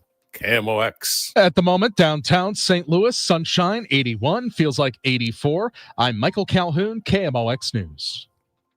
Come on, let's get going now. From KMOX Sports. We're primed and ready. All day, baby. Man, let's go. This is the Gray Bar Sports Open Live. Gray Bar, your distributor for electrical and datacom needs on 104.1 FM, KMOX. All right, here we go on a Thursday night. Welcome in. It's a Gray Bar Sports Open Line right here on KMOX. You know what? I can tell you this. We are going to be coming your way with Sports Open Line basically every Thursday moving forward, because today was the final Thursday game that the Cardinals will play this year, barring something crazy happening like some sort of rain out, or barring them, going on this miraculous run and, seeing the postseason again. Miraculous, unlikely, basically 99% chance. Cardinals are done playing Thursday baseball games for the year. So here we are. And I've got you till 8 o'clock tonight. When I get done, Jen Cease is going to come in here. She's got City Spotlight tonight from 8 o'clock to 9 o'clock. We're going to do a little City here because this is our first Sports Open Line since Lutz Pfannenstiel was let go earlier in the week. I was surprised by it. I put that out on social media, and I kind of got called out from some people saying, why would you be surprised? The results are the results. I was surprised. I thought he was somebody who was going to get at least one more opportunity to hire a coach and move that thing forward. That is not happening. And they are now looking for a new sporting director and a new head coach. And there's just a lot to do. So we're going to talk a little City before we get done today. Heath Pierce is going to join us. He's part of the team over at MLS, Apple TV and MLS Season Pass. We might, depending on timing, if Jen gets in here, we may try to get her for our final segment. But I'll tell you, the 7 o'clock hour is jam-packed.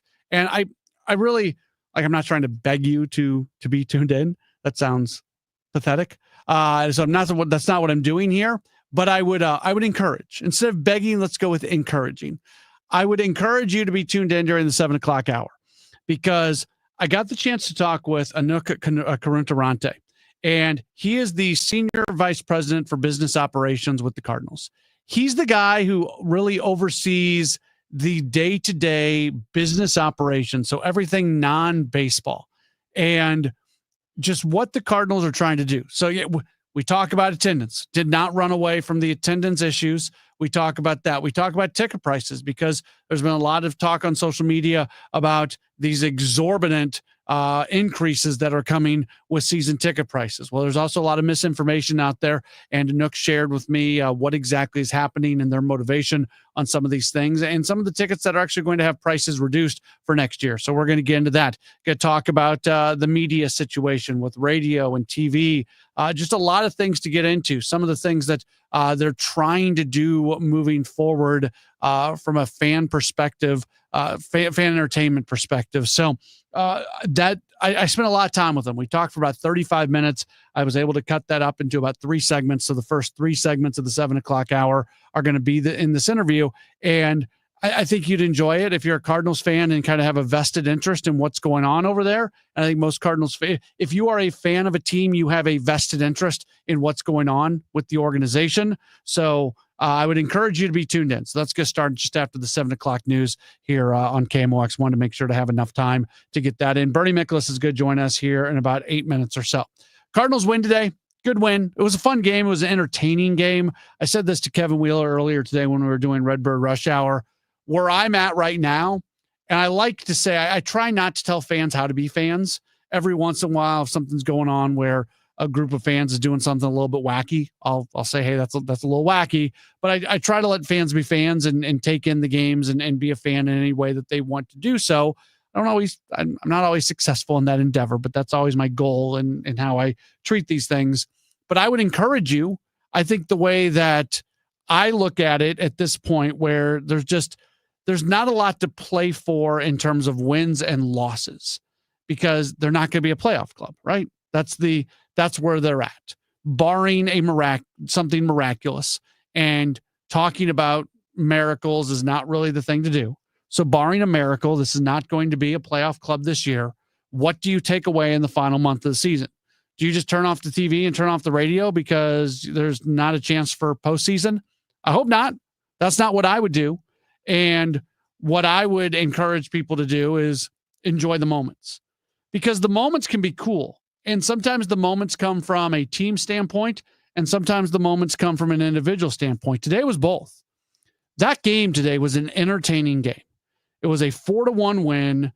There were a number of it was a clean game, a number of good defensive plays being made in the game, lots of good pitching on each side. Good to see Miles Michaelis have a little bit of a turnaround, and he put together a solid effort here. So there were good things that happened in the game. That's a moment that I enjoy. From an individual standpoint, I'm still a big believer that you can accomplish some things here in the final month when it comes to individuals, where they continue to progress and you continue to learn more and more and more going into the offseason and eventually going into spring training. But to see Thomas Saggese, and I talked about this in the post-game show, so I'm sorry that I'm repeating myself, but I know I'm catching a lot of new people right now as opposed to when I said this 2 hours ago. This was one of my favorite things about today. So yesterday the Cardinals lose, and Ollie comes up and does his post-game media conference, and he says, I know this isn't what people want to hear after a loss, but I was really happy with what Thomas Saggese did, drawing 2 walks. So Ollie saw they've been working with Saggese on pitch selection or swing decisions, what pitches to swing at. And he drew 2 walks yesterday. So that was very much improvement. That was Saggese taking the things that he'd been working on and being able to do something with it and draw 2 walks. They lost yesterday's game, but Ollie and everybody else can be happy that this thing that they are working on, they saw direct results on. And then we fast forward to today, and what happens? So Saggese takes another step forward, and he has the 2-for-3 day, and he has the biggest hit of the game when he has a double that drives in the go-ahead run in the 7th inning. So that's a moment that I can be really happy to see, that we see that progress from Saggese. I can be very happy for a Jordan Walker hitting that home run. So that's how I view things. And if you want to enjoy watching, listening, paying attention to the Cardinals between now and the end of the season, when a playoff run is not likely, well, then being able to enjoy those moments, for me at least, I think is a healthy way to do it. We'll take a break, and when we return, we're going to talk with Bernie Miklasz. We'll get his thoughts on where the Cardinals are right now after a good win today. We'll do that coming up in just a moment here on a Gray Bar Sports Open Line on KMOX. This is the story of the one. As a safety manager at a manufacturing plant, he does everything he can to keep his coworkers safe. From finding ways to reduce risks to keeping safety supplies in stock. And for that, he relies on Grainger. Grainger offers a broad range of quality products and next-day delivery, so he can always play it safe. Call 1-800-GRAINGER, click Grainger.com, or just stop by. Grainger, for the ones who get it done. Hi, my name is Christina Straight, the owner of Straight Realty, and I'm asking you, what do you want in a realtor? Do you want experience? I've been a broker for over 21 years. Do you want to know how much I've sold? I've sold over $500 million, yes, $1 billion with a B, in sales. Do you want value? I now list properties for only 2%. So if you're looking for all these things and want the best, then call me 314-441-4444. Why pay more than 2? You can also listen to my podcast on my website, straightrealty.com. Commissions are not regulated and negotiable. Straight Realty is a licensed broker in the state of Missouri. Actual price will depend on product and subscription plan. Featured products or compounded drug products, which the FDA does not approve or verify for safety, effectiveness, or quality. Prescription products require an online consultation with a healthcare provider who will determine if appropriate. See website for details, restrictions, and important safety information. Want a boost in and out of the bedroom? Hims has you covered. Introducing a new 2-in-1 approach to level up your game. Tadalafil for better bedroom performance and zinc for testosterone support. Put it all together and you've got what you need to turn things all the way up. Getting started is simple. Just go to hims.com/joy to start your free online visit. Through Hims, you can access ED treatments including pills, chews, and more. 100% online. No office visits, no pharmacy lines. Just fill out a simple intake form and a licensed medical provider will determine if treatment's right for you. If prescribed, it ships free and discreetly to your door. Find affordable treatment options at up to 95% less than brand names at hims.com/joy. That's hims.com/joy, HIMS.com/JOY. Hey guys, Kevin Wheeler here for FanDuel, America's #1 sportsbook. And FanDuel is coming to Missouri. So on December 1st, you'll finally be able to bet on all your favorite teams in all your favorite sports. And with FanDuel, there are just a ton of ways to get in on the action. You can bet on everything from the money line to over-unders to which team's going to win it all at the end of the season. And with live betting, you can make it more immediate. You can even pick which player is going to score the next touchdown, and then the one after that, and the one after that, and so on. And I can't tell you how excited I am because I love FanDuel. I've been with them since they launched their daily fantasy games, and I've been using the FanDuel Sportsbook for years now when I've been in states that allow me to play. Well, coming December 1st, Missouri is one of those states. Now you and I, we can experience FanDuel in the comfort of our own homes. So see for yourself why FanDuel is America's #1 sportsbook. FanDuel, play your game.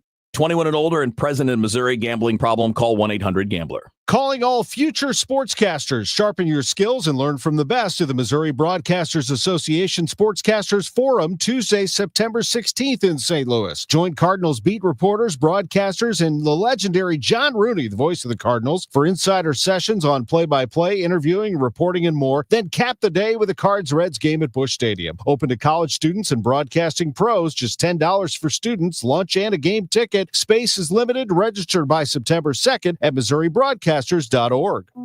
Representative Jason Smith stopped a massive tax hike by voting to make the 20% small business tax deduction permanent. This means Missouri's small businesses can grow, hire, and invest in our communities. Visit smallbusinessdeduction.com and thank Representative Smith for protecting America's small businesses. Paid for by the National Federation of Independent Business. 104.1 FM KMOX, the voice of St. Louis. Stronger than ever.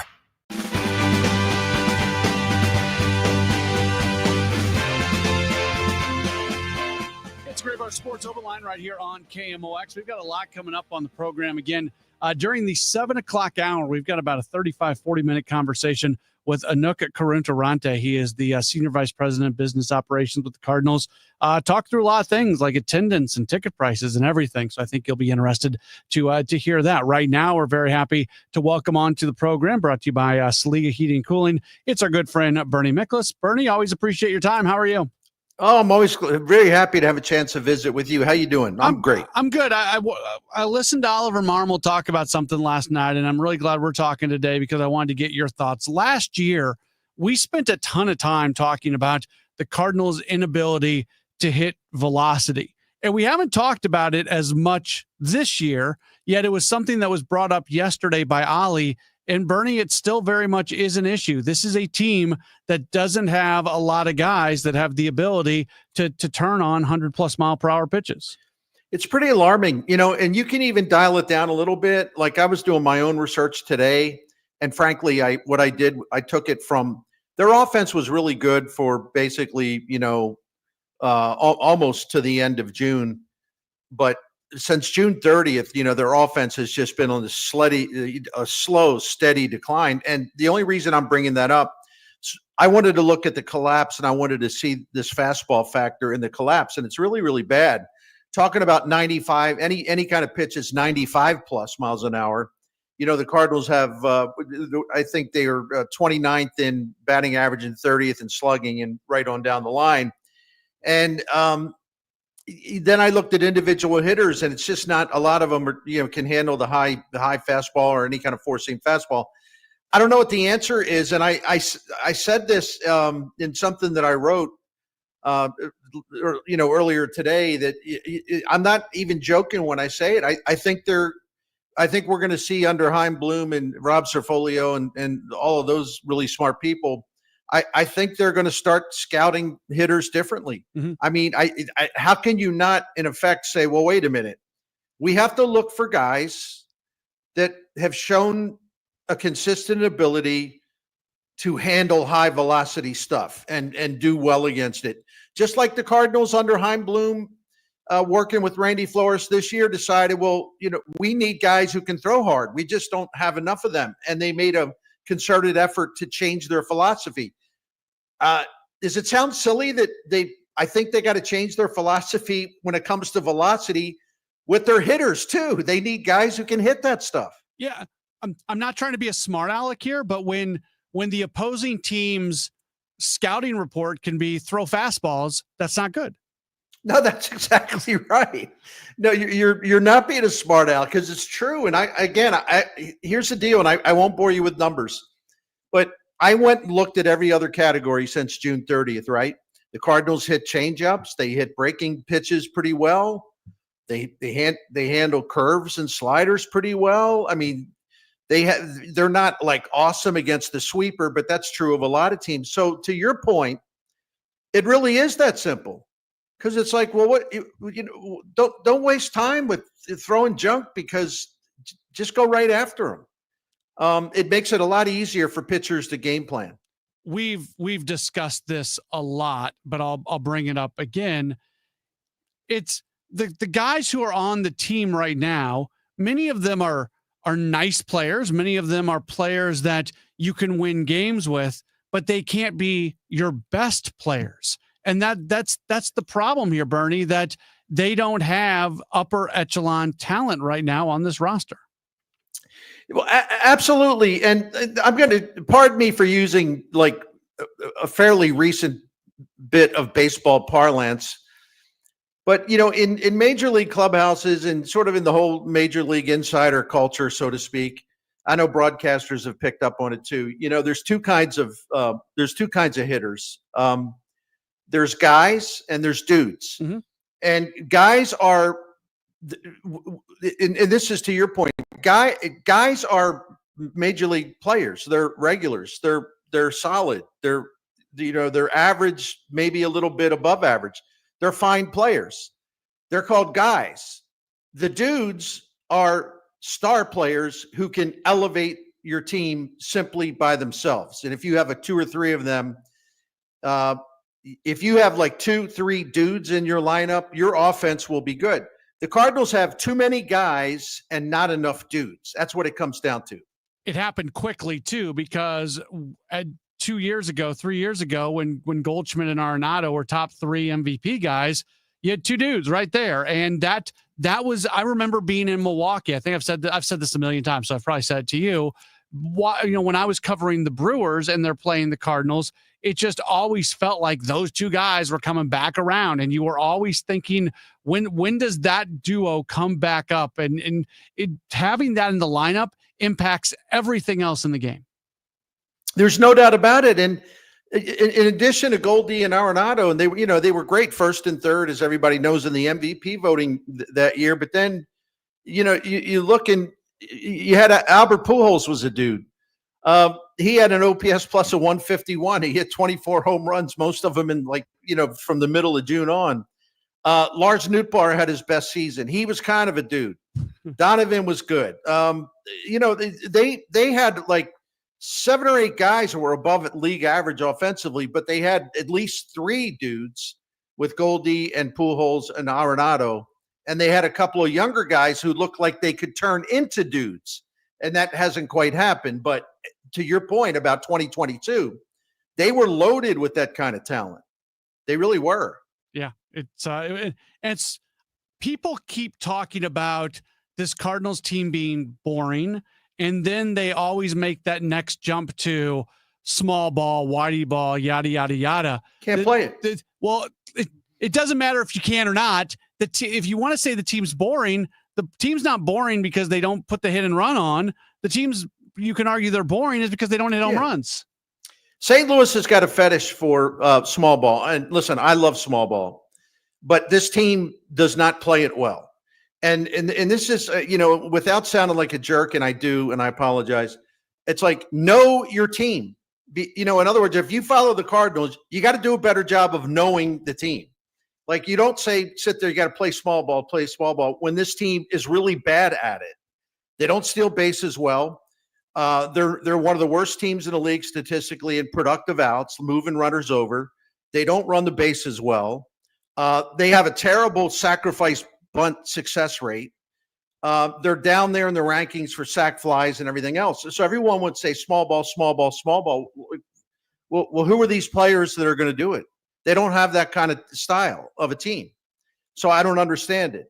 The problem with the Cardinals offense right now, it's like the two worst things you can have about your offense, other than striking out a million times. Since June 30th, and again, they've got the worst offense in baseball since June 30th. That's why I always talk about June 30th. They've literally scored fewer runs than anybody since then. The Cardinals are one of the worst teams in the majors since the end of June at drawing walks and also getting on base. They have a very low on base percentage. Well, if you're not a power team, and they're not a power hitting team because they're down in the bottom 3 or 4 in slugging and home runs. So let's see, you can't hit home runs. You don't hit home runs. Your slugging percentage is awful. But you also don't get on base. I mean, so if you don't have a power hitting team, you got to have at least you got to have a team that gets on base a lot, and then you have a chance to score some runs that way. But they don't do that. It's like the worst of both worlds. Very little power and they've lapsed into this terrible rut of like just not getting on base. Their walk rate since the end of June is one of the worst in Major League Baseball. So how are you going to score runs if you can't put people on base consistently and you can't hit for power? Where are the runs going to come? I guess the answer is they're not, which is why the Cardinals have scored fewer runs than anybody since the end of June. Did you see the thing where AJ Przinsky on Foul Territory recanted a conversation he had with Ollie where he said the agents are telling the players not to steal bases? Yeah, I didn't know what to make of that. Yeah, I didn't know either. And it kind of is connected to what we were just talking about, but it does seem like is it only Cardinals players, agents that are saying that? Because it does feel like there are more stolen bases for other teams. I think the Cardinals have been trying to steal more often. And I'm not ready to, declare them, like the Whitey Herzog Cardinals of, 1982, 85, 87. But I think the Cardinals have picked up the pace a little bit, stealing bags. But that's still not their strength. Just because they're stealing a little more, it doesn't mean they're great at it. But I do think they need to try to kick up some dirt a little bit. But how do you do that if you don't have a team built to do that? And so that's why I think we're going to see an aggressive roster makeover. And I'm not saying it's going to happen in one off season.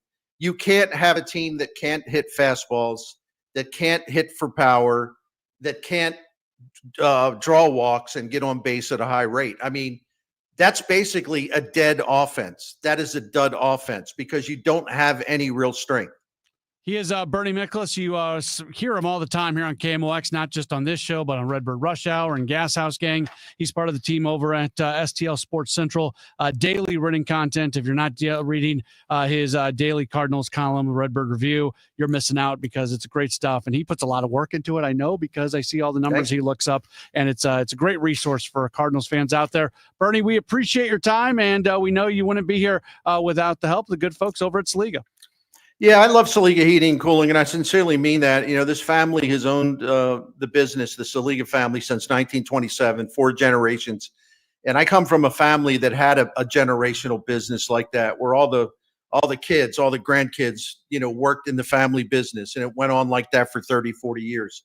I worked in the family business. It means a lot when your name is on the sign and your last name is on the vans and your last name is everywhere. I mean, you've got to take pride in that, and it makes you better at what you do in terms of treating the customers right. So I can relate to the Saliga family very well. And I bond with them in a lot of ways. Is because sometimes you don't know when it comes to heating and cooling, and this is a Daikin Comfort dealer. Sometimes if you never had to call anyone, you're not sure who you can trust. I'm here to tell you the Miklasz family has been calling Saliga for 17 years. And they set the standard for honesty, integrity, their knowledge, their professionalism, their prompt service. When they come into your home, they're classy. They have never sell us the most expensive thing to solve a problem. They look for less expensive solutions. And they will never have tried to take advantage of us or sweet talk us into something more expensive, something we didn't need. They play it straight, and they're as honest as you could possibly dream of. And that's why we love Saliga Heating and Cooling. One more thing before I go. They have a priority club. We're members of it. It's a maintenance plan. It's going to save you money by extending the life of your current equipment, and it has saved us a lot of money. So find out more about that and everything else with Saliga Heating and Cooling by going to SaligaHeatingandCooling.com. Thank you. Some people hit the bars on Friday night. Amy, she's diving deep into congressional maps. I want your review of the Talleyrand essay by 4 next Thursday. I'm so excited. John Adams, Talleyrand, and gerrymandering. Sign me up. Friday night, baby. Working for you, the Chris and Amy Show. It's the wildest thing she's done on a Friday in 5 years. Weekdays at 9 on the Voice of St. Louis, 104.1 FM, KMOX.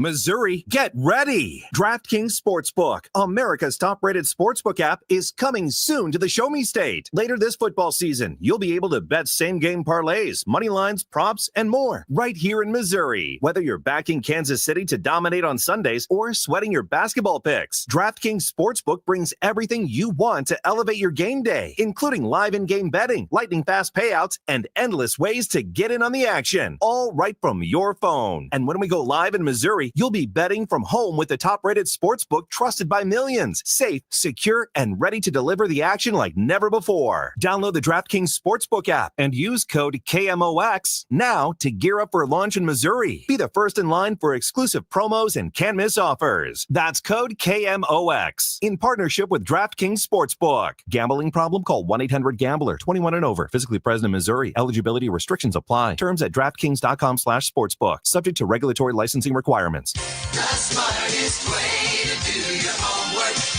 is Heckman Lumber.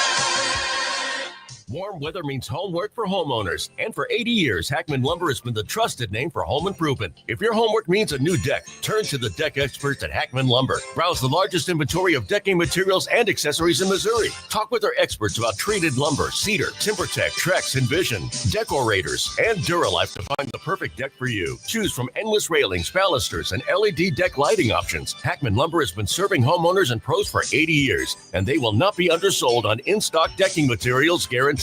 Whether you DIY with their expert advice or need a trusted contractor, Hackman has you covered. They are now an authorized steel dealer and stock a huge selection of grills. So celebrate summer with a new Big Green Egg, pellet grills, Weber gas, or charcoal grill, and all the accessories you need for the perfect backyard setup. Visit Hackman Lumber's showrooms in St. Charles, Pacific, and Troy, Missouri, or HackmanSTL.com. Feel like everything's clouded by doubt? Visit CaliforniaPsychics.com. Our psychics are available to talk 24/7, and we guarantee if it's not life-changing, it's free. Experience the joy of certainty. California Psychics. We asked parents to share their journey of adopting teens. They changed who I am because I can't see life without them in it. Visit adoptuskids.org to learn more. Brought to you by Adopt US Kids, the U.S. Department of Health and Human Services, and the Ad Council. I'm Ed Evans, CEO of Consumer Cellular. We're dedicated to serving people 50 and up, like me. Our needs are different. Big Wireless wants us in an unlimited plan, but if you're not using all that data, you're probably getting used. At Consumer Cellular, we're focused on affordable, reliable plans, including data that suits your needs, not ours. Our plans start at just $20, and you'll get the best customer service in the business. Call 1-888-FREEDOM, visit consumercellular.com/facts or a store near you. Plans include $5 credit for auto pay and e-billing. See site for additional facts. Paul's new drone startup just lost its most genius computer scientist. We just lost our best genius to some new genius who's got a genius new idea. I'm going to have to find a new genius or two half geniuses and fast. He needs a computer scientist that can keep his startup from falling down. I need Indeed. Indeed you do. When you sponsor a job on Indeed, it's easier for talented candidates to find it, which makes it easier for you to hire them. Visit Indeed.com/credit and get $75 towards your first sponsored job. Terms and conditions apply. Did you know you can get your prescriptions for less at your local pharmacy? You can with GoodRx. It's the free app that can save you money on your medications. Just search for your prescription, choose the pharmacy and the price that works best for you, and then show your GoodRx coupon to your pharmacist at the drop-off counter. GoodRx works at over 70,000 pharmacies, including Walmart, Rite Aid, and Walgreens, and it works whether you have insurance or not. It's easy to save. Next time you drop off your prescription, check GoodRx. To start saving today, go to GoodRx.com. GoodRx is not insurance. Cards manager Ollie Marble joins the Gas House Gang every Tuesday at noon. Sponsored by Siteman Cancer Center on the Voice of the Cardinals, 104.1 FM, KMOX.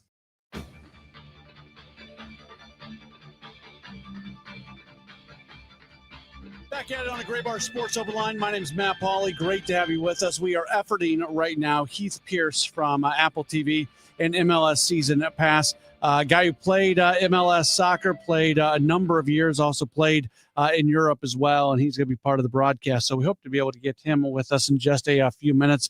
It's really been our first opportunity to talk about City since the firing, the moving on from Lutz Pfannenstiel, their sporting director, and now so many things are in flux here at the moment, and don't completely know what it's going to look like. We do know that they are en route to missing the playoffs once again this year. They're going to match up against Houston coming up in a game that's going to be on Saturday. With that, happy to welcome on to the program, again, part of the team at Apple TV and MLS Season Pass. He is Heath Pierce, and he joins us right now. Heath, thanks so much for taking some time with us today. How are you?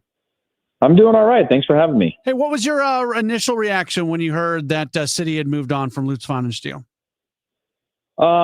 It wasn't surprising for me. I think, Lutz had done a great job of building the foundation for the club, but the results ultimately, when you go through coaching changes, if they don't improve, ultimately you have to keep going upwards. And so for me, it felt like a project that he had done really well to build, and perhaps it was time to transition to the next phase of the future of the club. Some people ask about the timing. Was this something where he'd done work going into the transfer window, and if you make the move, say the same time that you move on from Olaf Melberg, well, then you might be a little bit behind in terms of what you want to do in the transfer window. So waiting for that is maybe the reason that they chose the timing that they did? Yeah, I think when you look at the timing of it, you would have to assume, and I'd actually heard from a few people who were having casual conversations about the head coaching job through Lutz. And so you would have to assume that he was active in the marketplace for the next players, active in the marketplace for what they're looking at in terms of the coaching staff. And so as an ownership group, my only assumption is that, you have to make a decision on, is this the right guy for our future to, help us bring in the next coach that's going to get us the results that we want, to build the team that we want. You have Olaf came in and playing a very different type of style than Bradley Carnell. You see Bradley Carnell at the moment just doing really well with the Philadelphia Union in that sort of Red Bull style of play. And so when you think about that, and then the interims that have stepped in, whether that's John Hackworth or otherwise, you kind of have to take, at a certain point, take a step back and have a holistic point of view as to, okay, we've done well to get the club to this point. We came out firing in year one. We've had some struggles. Obviously, the club's dealt with a number of injuries of the best players, like any club has had as the congestion of fixtures continues to grow. But now looking at the next window, and by window I mean kind of 3 to 5 years, you have to be able to take a holistic look at your team and your staff, and really look and see, is this the right person to carry us forward as a club? You mentioned how they've looked different under the coaches, but some of the kind of tenets have stayed the same. They're at a base level, there's a certain style that they want to stick with under Lutz, and all indications are they want to continue to play in that kind of way. The way City wants to play, do you feel like with the resources that they have, the kind of players they're going to be able to bring in, the money that they're going to be able to spend, is this something that can work for them long term? I think so. I think when you think about the way that they want to play, it's a very rewards-based system, right? In terms of being high energy, being good on the counter press. I had a chance to talk to interim coach David Critchley today, and he mentioned sort of the iteration of the team and the buy-in and the belief. He made some changes the moment that he came in that are a little bit different than Olaf Melberg, but based on the same, similar principles. So not a revolution, but an evolution of where they were at and getting buy-in. And obviously, one of the points that he made was, the whole world sees 90 minutes every week, and they don't actually see the work or the progress that's happening within the team. They see the 90 minutes, and then they see ultimately the team more often than not on the bad side of the results. But you've seen an increase in scoring, an increase of, I think, predictability. And so when you think about a personnel-based system, you have to have that buy-in across the board, especially in the modern game. If you have one or two players that aren't bought into, whether that's the pressing game or how you want to build up, it breaks down pretty quickly. And so I think things seem to be moving in the right direction, I think, in terms of the buy-in and what the club stands for. And then the next part is now bringing in, the next phase of players into the offseason, into the next year, that can continue to bolster the squad and continue going down the direction of how the club ultimately wants to play within the DNA that it's built over the last couple of seasons. I don't want to spend too much time looking back, but that the loss against Vancouver was very much marred from a City standpoint by a call that City fans were not happy with that led to a penalty kick. And I know you saw the video. What are your opinions on that? Was there's some people who are adamant that was a correct call, that there was contact. Other people believe there was zero contact whatsoever. Where do you stand on the way that went down? Yeah, for me, I think there's contact. I think circumstantially, though, a feel of the game, you have a player running away from the goal, you have incidental contact. No one would ever in their right mind at that point in the game try to bring down a player. It's an unfortunate one where you leave it to ultimately the feel of the officials. I feel in that moment, St. Louis City were hard done in that call. It's unfortunate. I think it's a little bit unfair given at that moment in time. And so, of course, we're seeing this more often. Anytime you have a chance to break down something over and over again, it's very easy to go to like letter of the law. Like, yeah, of course he didn't mean to trip him, but he tripped him, or there was contact there. And I feel, in my opinion, when I look at the circumstances surrounding the goal, right, the movement of the attacking player moving away from the goal, working away in a sense that never really in a threat. He's not in contact of the ball. He's running away from the box. Those types of things, I think, in the way that I see the game, need to be taken into account before making a decision like that. And I feel like St. Louis got drew the short stick on that one. We're talking with Heath Pierce. From an officiating standpoint, in addition to playing in MLS, you were all over the place. You were in Europe, of course, a big part of the U.S. men's national team for a pretty long time. Is there anything about the way MLS soccer is officiated that you feel is different from either national soccer or also what's going on in Europe? No, I think it's a universal issue that every league feels like it has certain strengths within their officials, certain weaknesses. I think implementing a number of the technologies that are coming in. We saw the video offside line in Leagues Cup. Having VAR, I think is better than not. But sometimes ultimately they get it wrong, and I think you can have an entire sway or crew of people that feel a certain way, and obviously it's always ends up being a lot of times when you go to review it can end up being a very subjective choice of a conversation amongst officials. This is a recommendation, this is what we think, and it comes down to that center official having to make that tough decision. And in a circumstance like that, again, when I peel back all of the layers of what I saw, I just feel like it was the wrong decision. City SC playing host to Houston on Saturday night. You're do on the call this matchup, right? Do I have that correct? Okay. Have you been to Energizer Park yet? I have. About 2 seasons ago, got greeted with some great food in the booth, from local vendors. Had a great experience. The city, I like the energy of the city, and then obviously the atmosphere is absolutely phenomenal. What is your key? Is these two teams matched up about a month and a half ago, right at the end of June, and it was a very, very tight match. Houston scored the only goal of the match. What's the key here for City as they try to find a way to get a win on what's been a very emotional week for this team?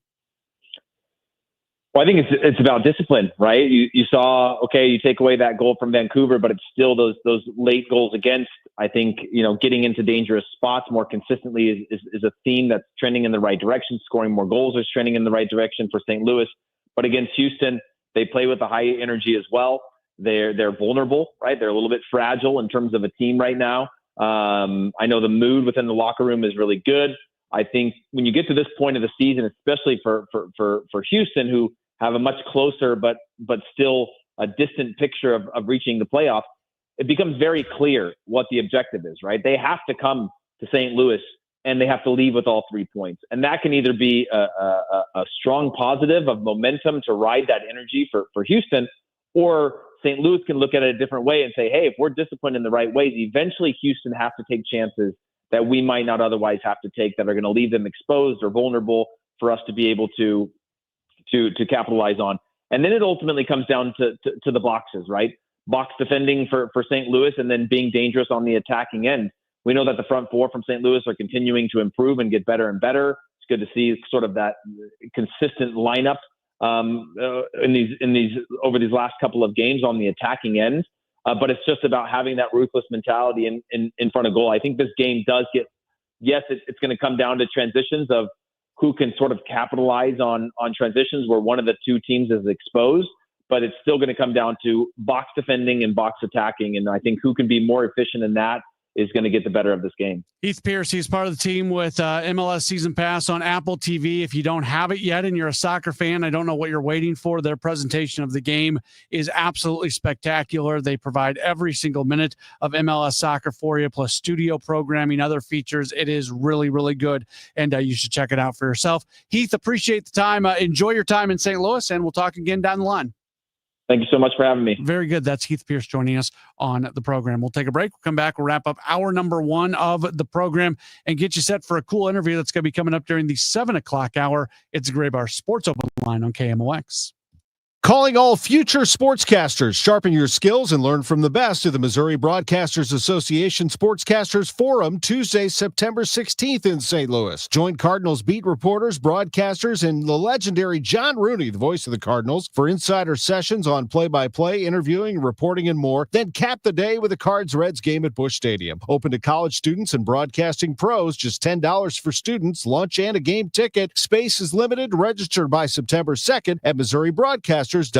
I'm John Morgan of Morgan & Morgan. If you've been injured in a car accident, call America's largest injury law firm. For over 35 years, my mission has been to deliver more for our clients, to deliver more for you. Injured? Visit forthepeople.com for an office near you. Now that I'm a dad, I can't stop thinking about what would happen to my kids if something happened to me, like losing the house or not affording college. Yeah, that used to keep me up at night too. It's why I finally got life insurance from Ethos. It's 100% online. No medical exams, just a few health questions. I got $2 million in coverage for around $2 a day. I never realized it was that simple. Get your free quote at ethos.com/life. That's ethos.com/life. Rates may vary. Bill monthly. Sample rate 10-year term life policy for a 35-year-old healthy non-smoking male. I'm Ed Evans, CEO of Consumer Cellular. We're dedicated to serving people 50 and up like me. Our needs are different. Big Wireless wants us in an unlimited plan, but if you're not using all that data, you're probably getting used. At Consumer Cellular, we're focused on affordable, reliable plans, including data that suits your needs, not ours. Our plans start at just $20, and you'll get the best customer service in the business. Call 1-888-FREEDOM, visit consumercellular.com/facts or a store near you. Plans include $5 credit for auto pay and e-billing. See site for additional facts. It's coming. I cannot wait. FanDuel, America's #1 sportsbook, is coming to Missouri December 1st, and you will be able to bet on all your favorite teams and all your favorite sports. Couldn't happen at a better time of the year. You got pro and college football, basketball, you've got hockey. It's all going on. And with FanDuel, all kinds of ways to get in on the action. You could bet the money line, over under, bet the spread. You could even bet the futures. How about MVP or who's going to win the championship or just make it to the playoffs? All of that is there for you to bet with FanDuel. Plus, with live betting,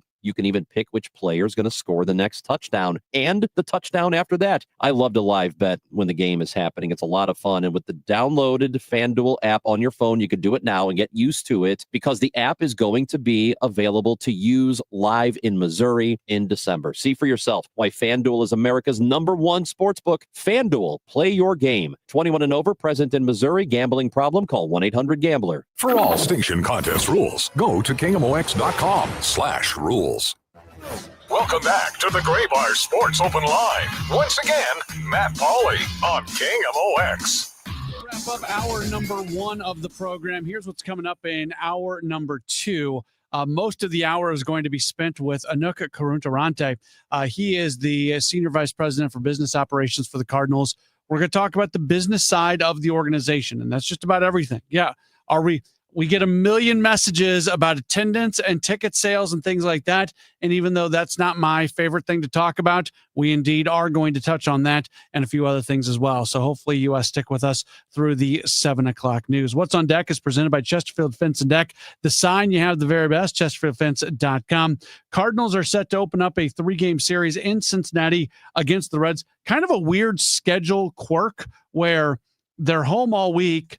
They roll out for a quick weekend, and then they're going to be right back at it at home coming up on Monday afternoon. If you blink, you're not even going to notice that the team is on the road, but they do play a 3-game series, and that's going to be against the Reds, and that's going to start coming up tomorrow, a 5:40 first pitch. That means our coverage tomorrow begins at 4:45.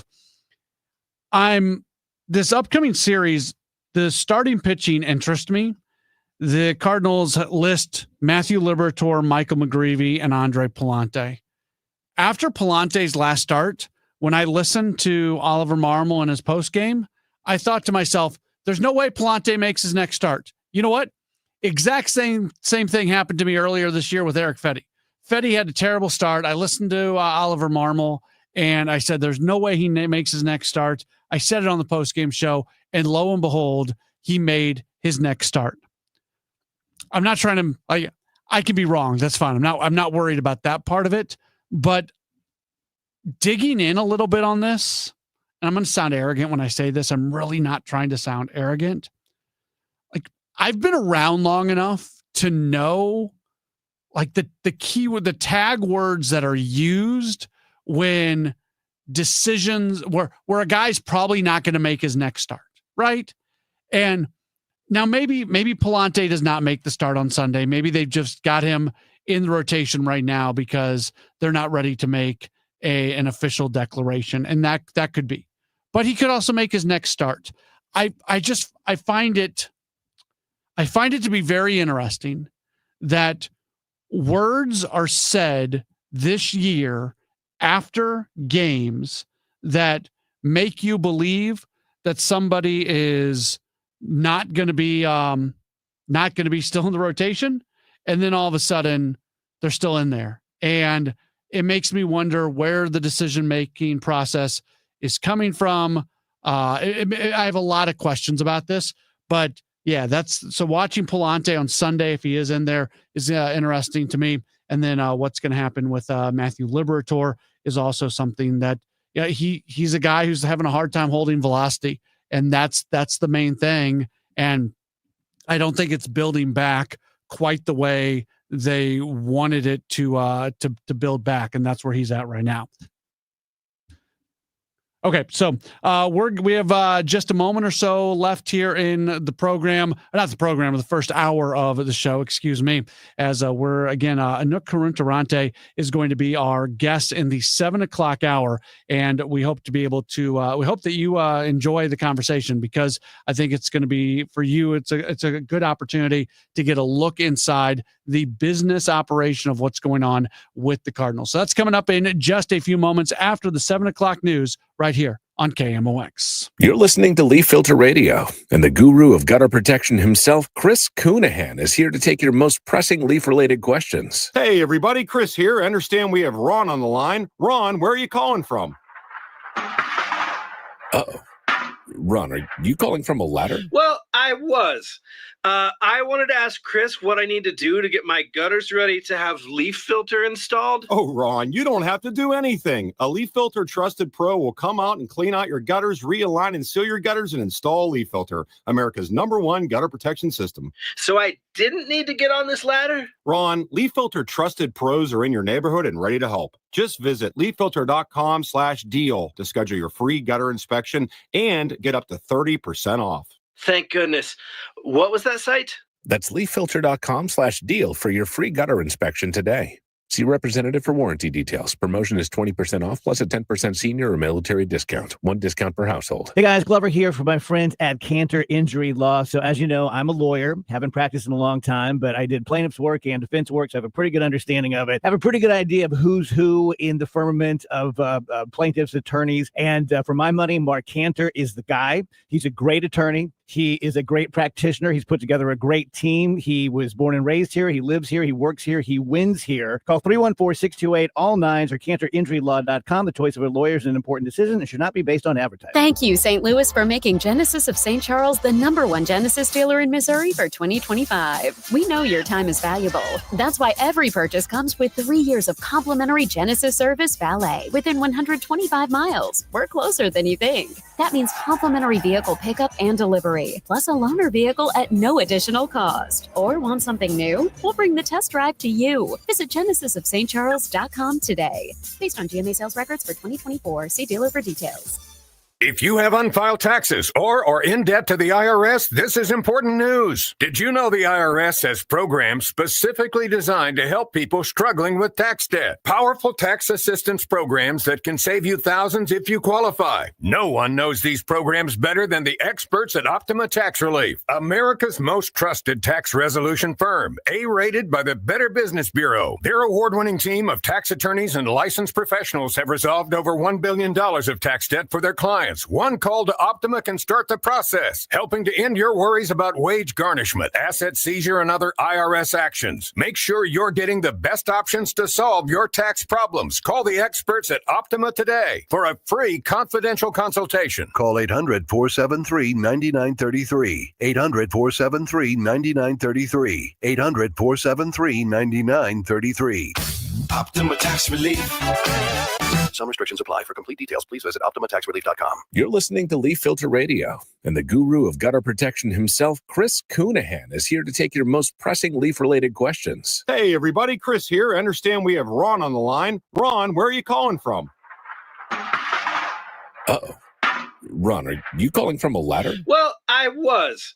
I wanted to ask Chris what I need to do to get my gutters ready to have leaf filter installed. Oh, Ron, you don't have to do anything. A Leaf Filter Trusted Pro will come out and clean out your gutters, realign and seal your gutters, and install Leaf Filter, America's #1 gutter protection system. So I didn't need to get on this ladder? Ron, Leaf Filter Trusted Pros are in your neighborhood and ready to help. Just visit leaffilter.com/deal to schedule your free gutter inspection and get up to 30% off. Thank goodness. What was that site? That's leaffilter.com/deal for your free gutter inspection today. See representative for warranty details. Promotion is 20% off plus a 10% senior or military discount. One discount per household. News, talk, cards. KMOX AM St. Louis. KMOX FM Hazelwood. Always live on the free Odyssey app.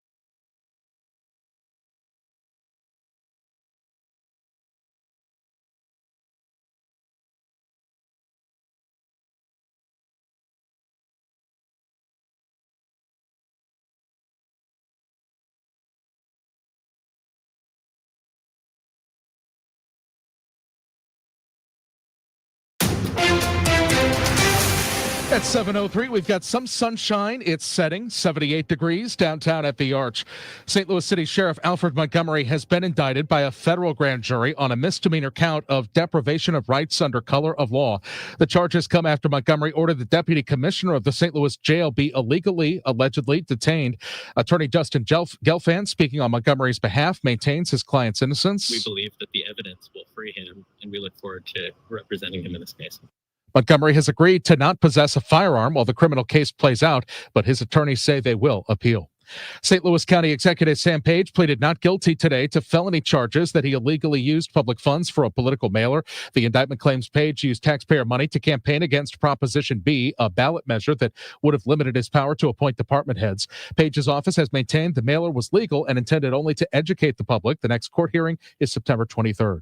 While some Cardinals season ticket prices will go up next season, there is also a fair amount of misinformation about the pricing. Cardinals season ticket renewals have been sent out, and there's been a lot of social media chatter about ticket prices. Based on some postings, it would seem as if price increases are extreme. But Cardinals Senior Vice President for Business Operations, Anouk Karunaratne, says that's not the case. And in fact, many seats have had price decreases. The average season ticket price increase across all price scales is around 2.5%. So that's the average. Nearly a third of our seating locations have either no price increase or have decreased in price. And that's the first time we've significantly decreased prices. Karunaratne also says the club is implementing a payment plan option for the first time ever. Matt Pauley, KMOX Sports. And you'll want to hear Matt's extended conversation with Karunaratne coming up during this hour of Sports Open Line on KMOX. The national average price for a gallon of regular unleaded is $3.21. Which affects you if you're one of the millions traveling this weekend. Missouri's average is lower, $2.87. In fact, gas is 18 cents cheaper overall compared to last year. Hotels are 2% cheaper. Airfare is 8% more expensive. So where's everybody going?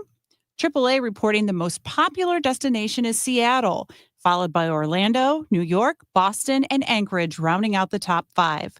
Beth Coughlin, KMOX News. Forecast from Dave Murray. Clear sky overnight, low 61. For Friday, sunshine, in control, 85.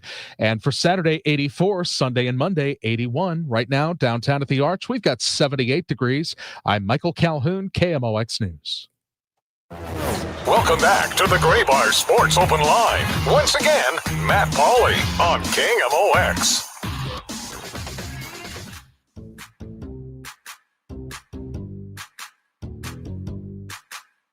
Welcome back in. It is the Gray Bar Sports Open Line right here on KMOX. My name is Matt Pauley. Into our second and final hour of the program.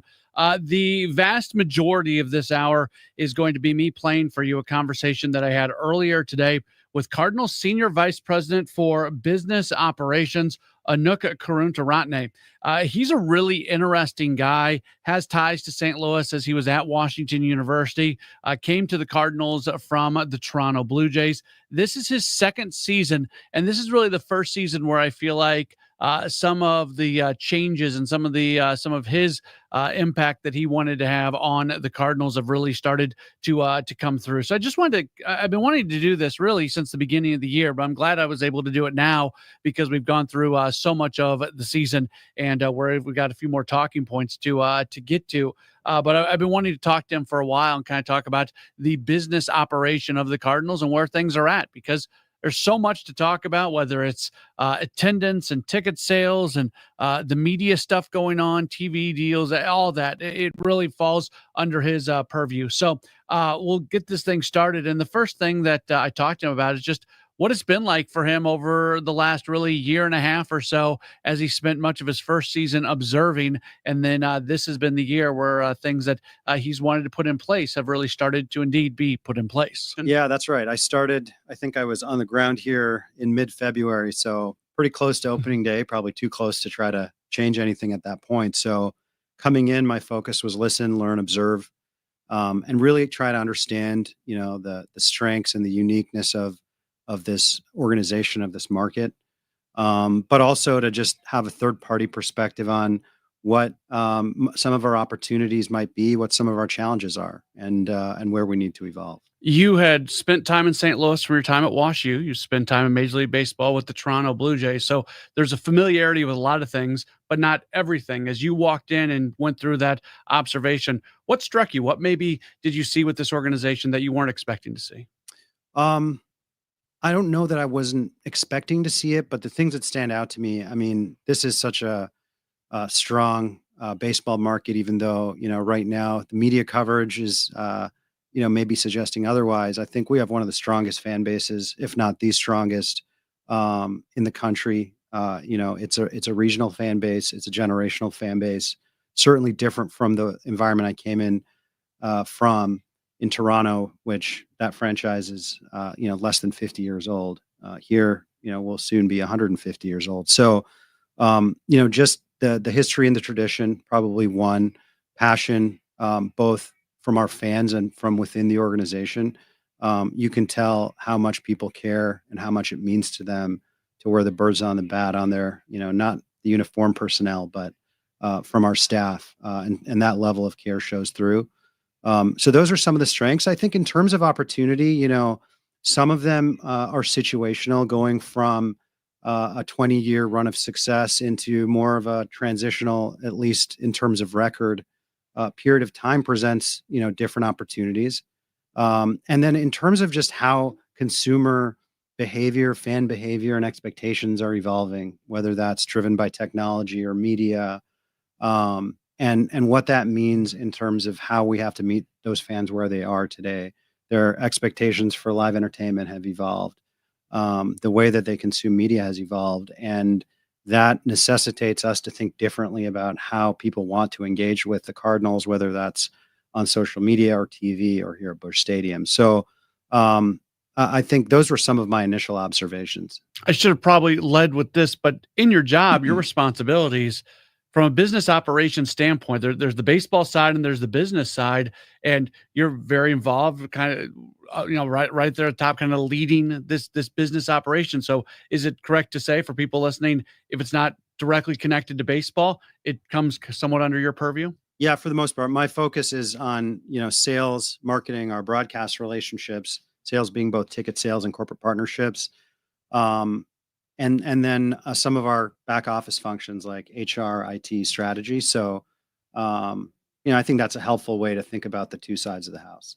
I think people like to know, business folks working in a baseball team, do they love baseball? So I ask you that. Where are you at in terms of watching the game, enjoying the game, loving the game? Yeah, I would say baseball is too much of a grind to not love it. If you're going to work in this game, it will weed out those who don't have a passion for it. So this is my 10th season, and it's gone, incredibly fast. But I've always been a huge sports fan, always been a baseball fan. I grew up in Vancouver on the west coast of Canada. And so, proximity wise, I grew up following the Mariners, and then the Blue Jays eventually, as they kind of grew their fan base across Canada. So baseball has always been a big part of my life. Sports has always been a big part of my life. And, I get a lot of energy in the morning, getting out of bed, knowing that I'm coming here as opposed to any other job that I could have. So yeah, it's special. One of the things I enjoy about our conversations is I feel like when I say things, you're listening to what I say, and very often there's a follow-up question. I don't know if there's anybody I talk to very often that I get as many follow-up questions on things than you. I'll mention something about my past jobs or whatever. There's a natural curiosity, it seems like, with you that I've noticed. How important is it for you to indeed have curiosity and just to kind of see things in as many ways as possible? Yeah, it's really important. I think, I'm not somebody who claims to know all the answers, and I say this to our staff all the time, but it's more important to think of, are we asking the right questions? And if you ask the right questions, that's at least you're on the path to figuring out what the answer should be. And so for me, part of my values are humility is important. And you have to be humble to be open-minded enough to get better. And our job here is to improve and get better, both on the field and off the field. And so without humility you can't do that. You can't be open-minded enough to even be curious, because you have to accept that there's things that we can get better at in order to get better. So, that's I think one lens of that. The other is, and it's been a big focus for us this year, is we need to be asking questions of our fans, because as we think about the business side of the organization, in the end, our stakeholders are our fans, whether that's season ticket holders, whether that's single game ticket buyers, or people that are watching on TV or streaming, or in any other way that they'd engage with the Cardinals. That's ultimately who our boss is. And we need to understand what's important to them, and especially if those things have changed over time. So we've spent a lot of effort and energy this year on trying to understand what our fans want, either reconfirming things we already know, or in some cases discovering things that we didn't know were important to them, and then trying to reflect those things in the experience, whether that's in the ballpark or in how they interact with us in other forms. So I guess, a lot of that does come from curiosity, but it's driven by the desire on how can we get better. That's the focus. And I think the same mindset is true on the baseball operations side. If we're going to win a 12th World Series championship, which is certainly part of the reason I came here, it's going to have to start there. Anook Karunaratne is continuing to join us, Senior Vice President of Business Operations with the Cardinals. A couple of things that are new this year: the Friday Night Live with everything going up in right field, and also the post-game concerts that took place this year as well. What's been the response to those? Have you been pretty happy with how those have gone? Yeah, I mean, I think this year was really about, like I said, understanding our fans. And as we thought about Friday Night Live, the thought was, how can we create an environment that some of our younger fans would resonate with? People that were in their late teens or 20s or early 30s. And so the concept of Friday Night Live came out of, how can we create a cool atmosphere pre-game on Friday nights and extend that into the game, extend it post-game. And so we've been really happy with how that's worked. The way it has worked out is that each Friday has been a little bit different in terms of the musical act that's played. So 2 of those Fridays were post-game concerts, as you know. And we've seen a lot of activity in Bud Terrace, where it's kind of Friday Night Live Central, even though it does spill out from there. And it's been really cool to see. And the demographic is reflective of what we hoped to achieve. Not that there's not fans of all ages up there, but you do tend to see a little bit more of a younger demo up there. And so that's encouraging. I think that's an idea that can evolve. This was kind of phase 1 of testing it out. There's been certainly some learnings that we've taken from it, both good and bad, that we hope to address. But we've been happy with how that's gone. And the post-game concerts were kind of a similar thought process, except with a different audience in mind, of people that might decide to come to a baseball game if there was some other reason, like a concert, to come. So that was, one of the groups we were thinking about. And the other is obviously fans that would enjoy supplementing their baseball experience with a concert. And that was a really positive experience. We learned a lot about the logistics of the concert. We learned about maybe like what this market prefers in terms of types of artists, as we start to think about what we might do next year. Country versus rock versus hip hop certainly have a different impact, and like how big the artist is as well. But I would say both of those have been incredibly valuable in terms of helping us understand how that might fit into the bigger picture moving forward. And so for that reason have been successful. You are listening to a conversation with Anook Karunaratne. He is the Senior Vice President of Business Operations for the St. Louis Cardinals. Much more with him coming up. Don't go anywhere. This is the Gray Bar Sports Open Line on KMOX. You might know Gray Bar for cable and connectivity, but there's one more thing you should know us for that can help optimize your project's total value, like our comprehensive electronic solutions for security, AV, wireless, and networking, or our specialized job site services, like material staging and kitting, or maybe our logistics specialists who can help you identify efficiencies and ensure just-in-time delivery. So consider what one more thing you may need to optimize your bottom line and get to know us for that. Yep, Gray Bar does that. At BOS, we help you bank boldly because sometimes life throws bold moments at you. Like noticing someone used your debit card to buy 100 party store gift cards? That's a lot of party supplies. Don't worry though, BOS has your back when there's suspicious activity on your account. And we work fast to address any fraudulent charges. Are you ready for a better banking experience? Then make the bold move and switch to BOS today. Visit bankwithbos.com. Member FDIC. Are you looking to hire? ZipRecruiter finds the best candidate for your job fast. Try ZipRecruiter for free at ZipRecruiter.com/free. That's ZipRecruiter.com/free.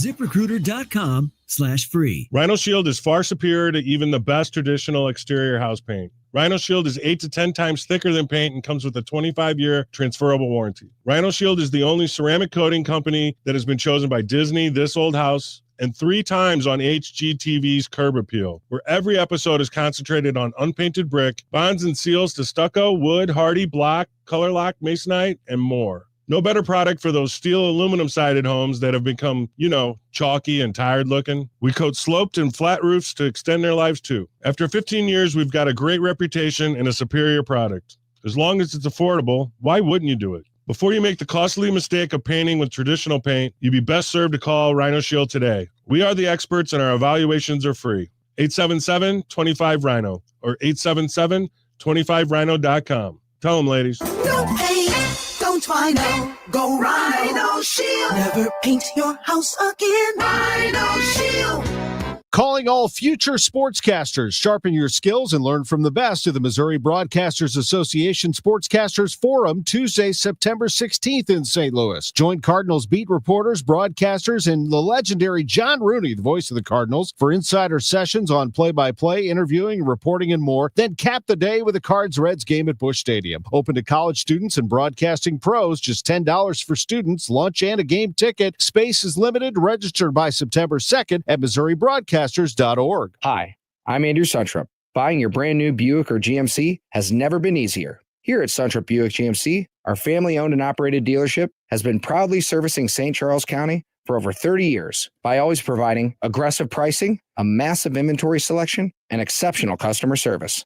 Buying from Suntrup means you get the best vehicle at the best price. Visit Suntrup Buick GMC today or visit us online at suntrupbuickgmc.com and save more at Suntrup Buick GMC. You're listening to Leaf Filter Radio, and the guru of gutter protection himself, Chris Coonahan, is here to take your most pressing leaf-related questions. Hey, everybody, Chris here. I understand we have Ron on the line. Ron, where are you calling from? Uh-oh. Ron, are you calling from a ladder? Well, I was. I wanted to ask Chris what I need to do to get my gutters ready to have leaf filter installed. Oh, Ron, you don't have to do anything. A Leaf Filter Trusted Pro will come out and clean out your gutters, realign and seal your gutters, and install a Leaf Filter, America's #1 gutter protection system. So I didn't need to get on this ladder? Ron, Leaf Filter Trusted Pros are in your neighborhood and ready to help. Just visit leaffilter.com/deal to schedule your free gutter inspection and get up to 30% off. Thank goodness. What was that site? That's leaffilter.com/deal for your free gutter inspection today. See representative for warranty details. Promotion is 20% off plus a 10% senior or military discount. One discount per household. 11:20 a.m., 104.1 FM, and streaming on the Odyssey app. KMOX is with you, however you listen, wherever you listen.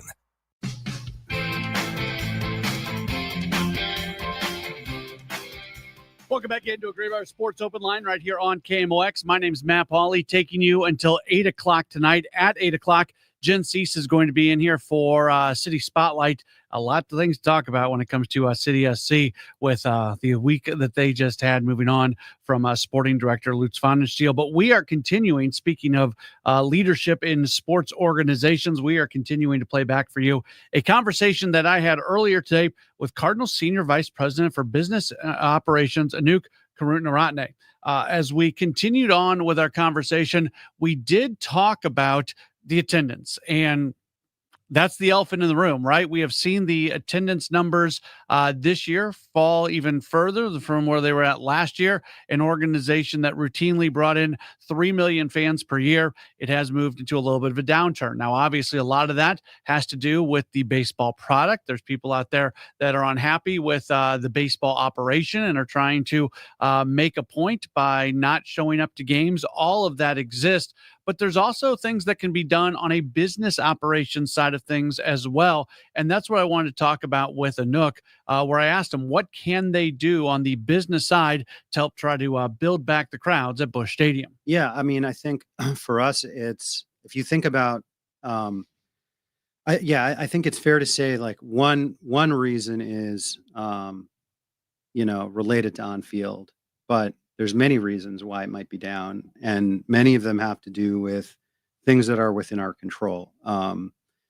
We ultimately have to create compelling experiences for our fans, right? If if that's an experience that lets you bond with your family or your friends or clients or whoever it is, and it's a positive experience, that's one of the reasons people come out to the ballpark. And so we have to figure out how to get them off their couch. We're competing with many more opportunities for people to spend their disposable time and income. And that's why we've placed such a focus on experience and such a focus on understanding our fans and what they want.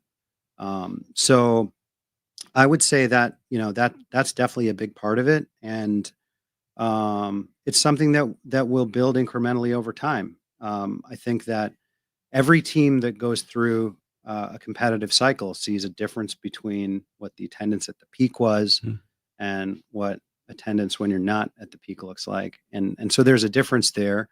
That's not surprising, I think, although it's new for this market. And I think that's been one of the things that's been notable for me is how foreign of a feeling that is here. Whereas if you go to any other city where baseball is played, maybe with very few exceptions, people are used to going through the cycle. So I think the degree of newness of that makes it feel more pronounced. But certainly we're not happy with where it's at. And there's work to do. We're focused on that. Some of this is thinking about how we build that in the long run. This year for us was very much foundational, not about being reactive, because it's something we'll have to build back, not something that can be addressed with Band-Aid solutions. So, so that's my thought on that. There are some markets where the on-field product has less of an impact on attendance. You had a huge impact on what happened with Toronto, where you were working at before. I was there last year when the Cardinals were there. That team was out of contention, and that ballpark was rocking. The Colorado Rockies are never in contention. You walk into that ballpark, and a lot of people are showing up because it's a cover charge to the world's biggest bar in Denver. Right. Like it's a different environment. Do you feel like there are things that can do? I'm not saying that you don't want to win baseball games. The goal here is to win baseball games, but there are things that can happen from a business operation standpoint that can help the environment maintain a certain level almost no matter what happens with baseball, if that makes sense. Yeah, I think, like I said, that's ultimately what you'd like to do, because if we can keep attendance more stable and revenues more stable, it helps us be more competitive in the long run. Having volatility in attendance, isn't a thing you aspire to. So, that said, there's only so much you can do, right? And like a building like Toronto that you were in the year you were there was year one of a new renovation. And so that was probably extra incentive for people to come check it out that year. But I think that part of it is physical environment and space. As we think about this ballpark, it's 20 years old.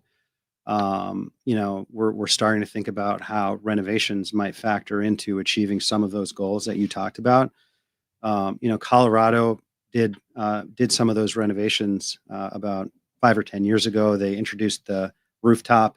I don't know if you've been there, but they basically took out a huge part of their upper deck and turned it into the largest bar in Denver, as you described it. And so I think it's finding ways to get people to come down and view the experience of being at the game through a broader lens than just sitting in your seat and watching the 9 innings, and expanding it to think about the time you're spending with the people you want to be spending it with, and like basically increasing the experiential value of being at a game. And I think those are things that we'll start to think about here as well. But like I said, that takes time to build, and it takes a long-term view, which is how we're thinking about it. How would you describe the relationship, the intersection, just the business side, the baseball side? Because you guys are all pulling in the same direction, but with jobs that look very different. Is there a lot of communication? Is there working together? Is it kind of two things on its own? Just kind of that broad topic, take it however you would like. Yeah. I think the most relatable way is it's kind of like two business units in the same company. They really are focused on different things, although there are areas of natural overlap. We're rowing in the same direction. We're rooting for each other. And there's overlap in marketing, in communications, in how we think about budgeting and timing, in terms of facility operations. There are points of overlap where we are in direct communication, collaboration, working together. But there's also areas of each operation that you don't really intersect with. We don't spend time thinking about player acquisition or roster construction or player development or any of those things, even though they do impact, whether, I guess, the extent of how successful or unsuccessful we are. And so part of that for us is, trying to isolate for that variable and thinking of what our expectations for ourselves should be at any given point in time. So, yeah, I would say it does function as, really two different organizations in a way, with one set of goals and a shared set of values, trying to help each other. This time last year, maybe this time a year and a half ago, there was such unrest in terms of both regional cable and also sports gambling. Sports gambling starts in Missouri in December. Cardinals have an official gaming partner. The deal is done, at least for a little while, for regional TV. There's going to be a big TV deal that's going to come up nationally for Major League Baseball. Is this still something that is evolving and changing on a every year basis, or are we at a point where maybe things are going to start to stabilize? With TV, you mean? Yeah. Yeah. If I had the answer to that, then I may be a wealthy man, but it does feel like it's evolving extremely rapidly. Like, I think, is it stabilizing? Maybe relative to, some points in time in the past, but I think that we're not done with the evolution that's still currently underway, and that's broader than just regional sports. That's happening across ESPN. It's happening at a national level where the distribution mechanisms have not settled. What the role of streaming is relative to cable, relative to broadcast, hasn't settled yet. And who the players are, whether it's going to end up being Netflix or YouTube or Apple TV versus like ESPN or something that's owned by the leagues, that hasn't settled yet either. I think the only piece of this that is constant is that people want to watch sports, and they want it to be easy, and they want it to be accessible, and we still have work to do on that front. And so that's when I think about it. I always think about, and this doesn't apply to just TV, control what you can control. And within the whole media landscape, there are many things that we can't control, and then there are the few things that we can. And so our focus has been, how can we make sure that our fans can access our games more easily than they could in the past with the constraints that are in place? How can we educate them on the different ways that they can do that?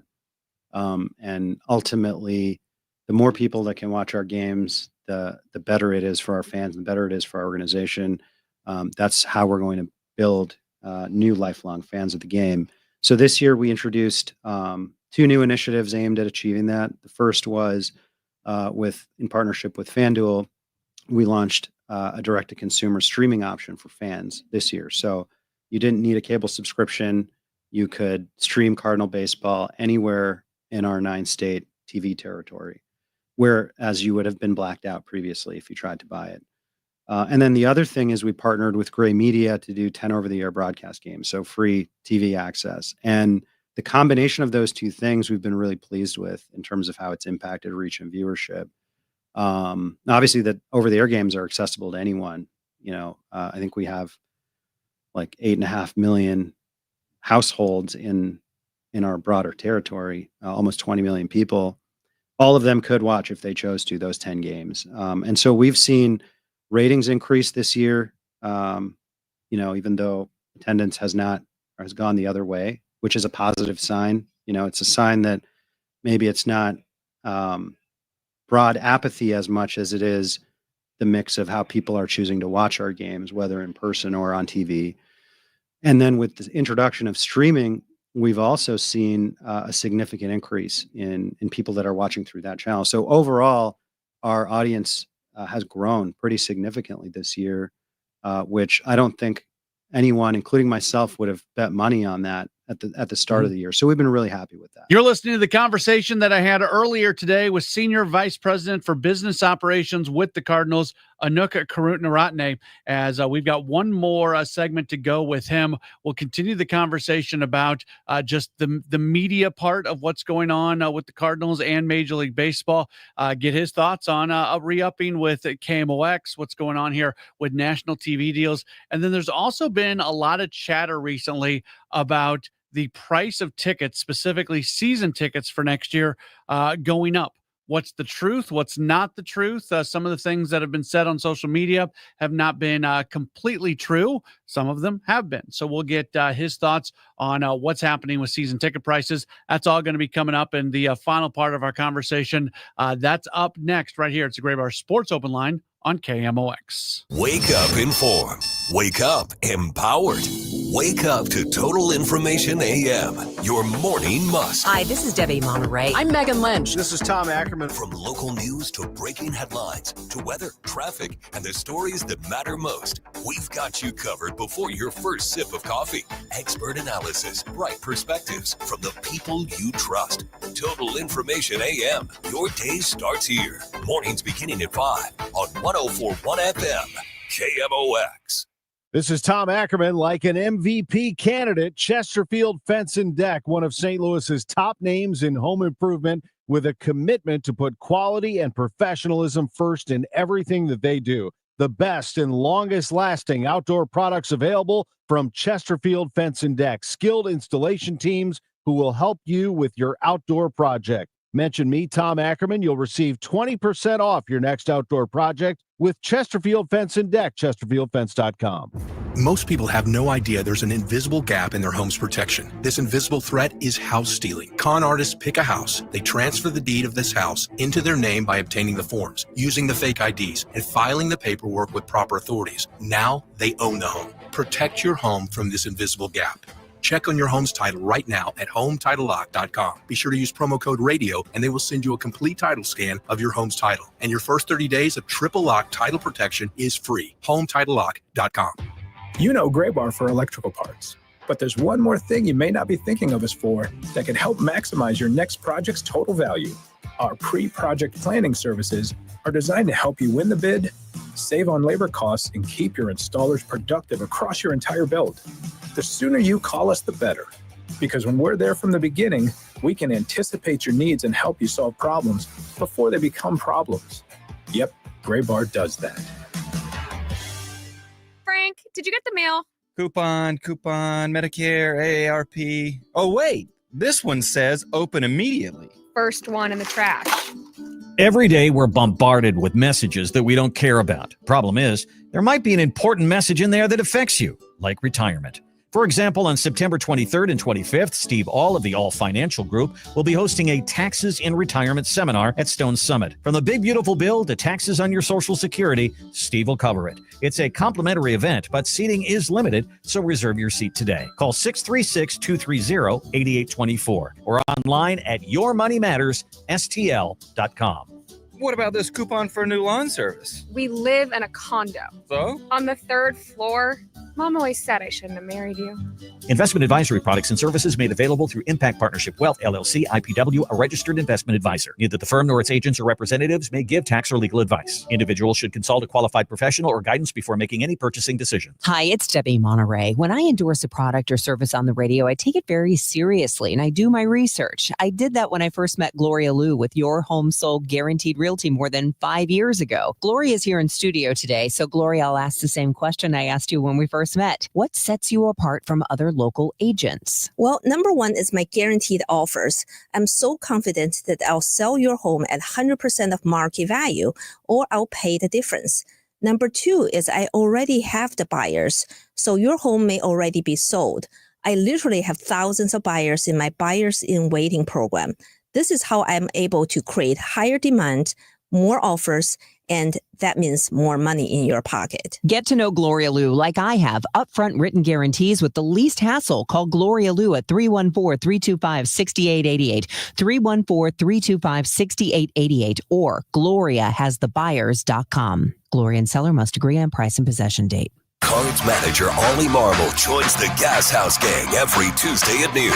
Sponsored by Seichmann Cancer Center on the voice of the Cardinals, 104.1 FM, KMOX.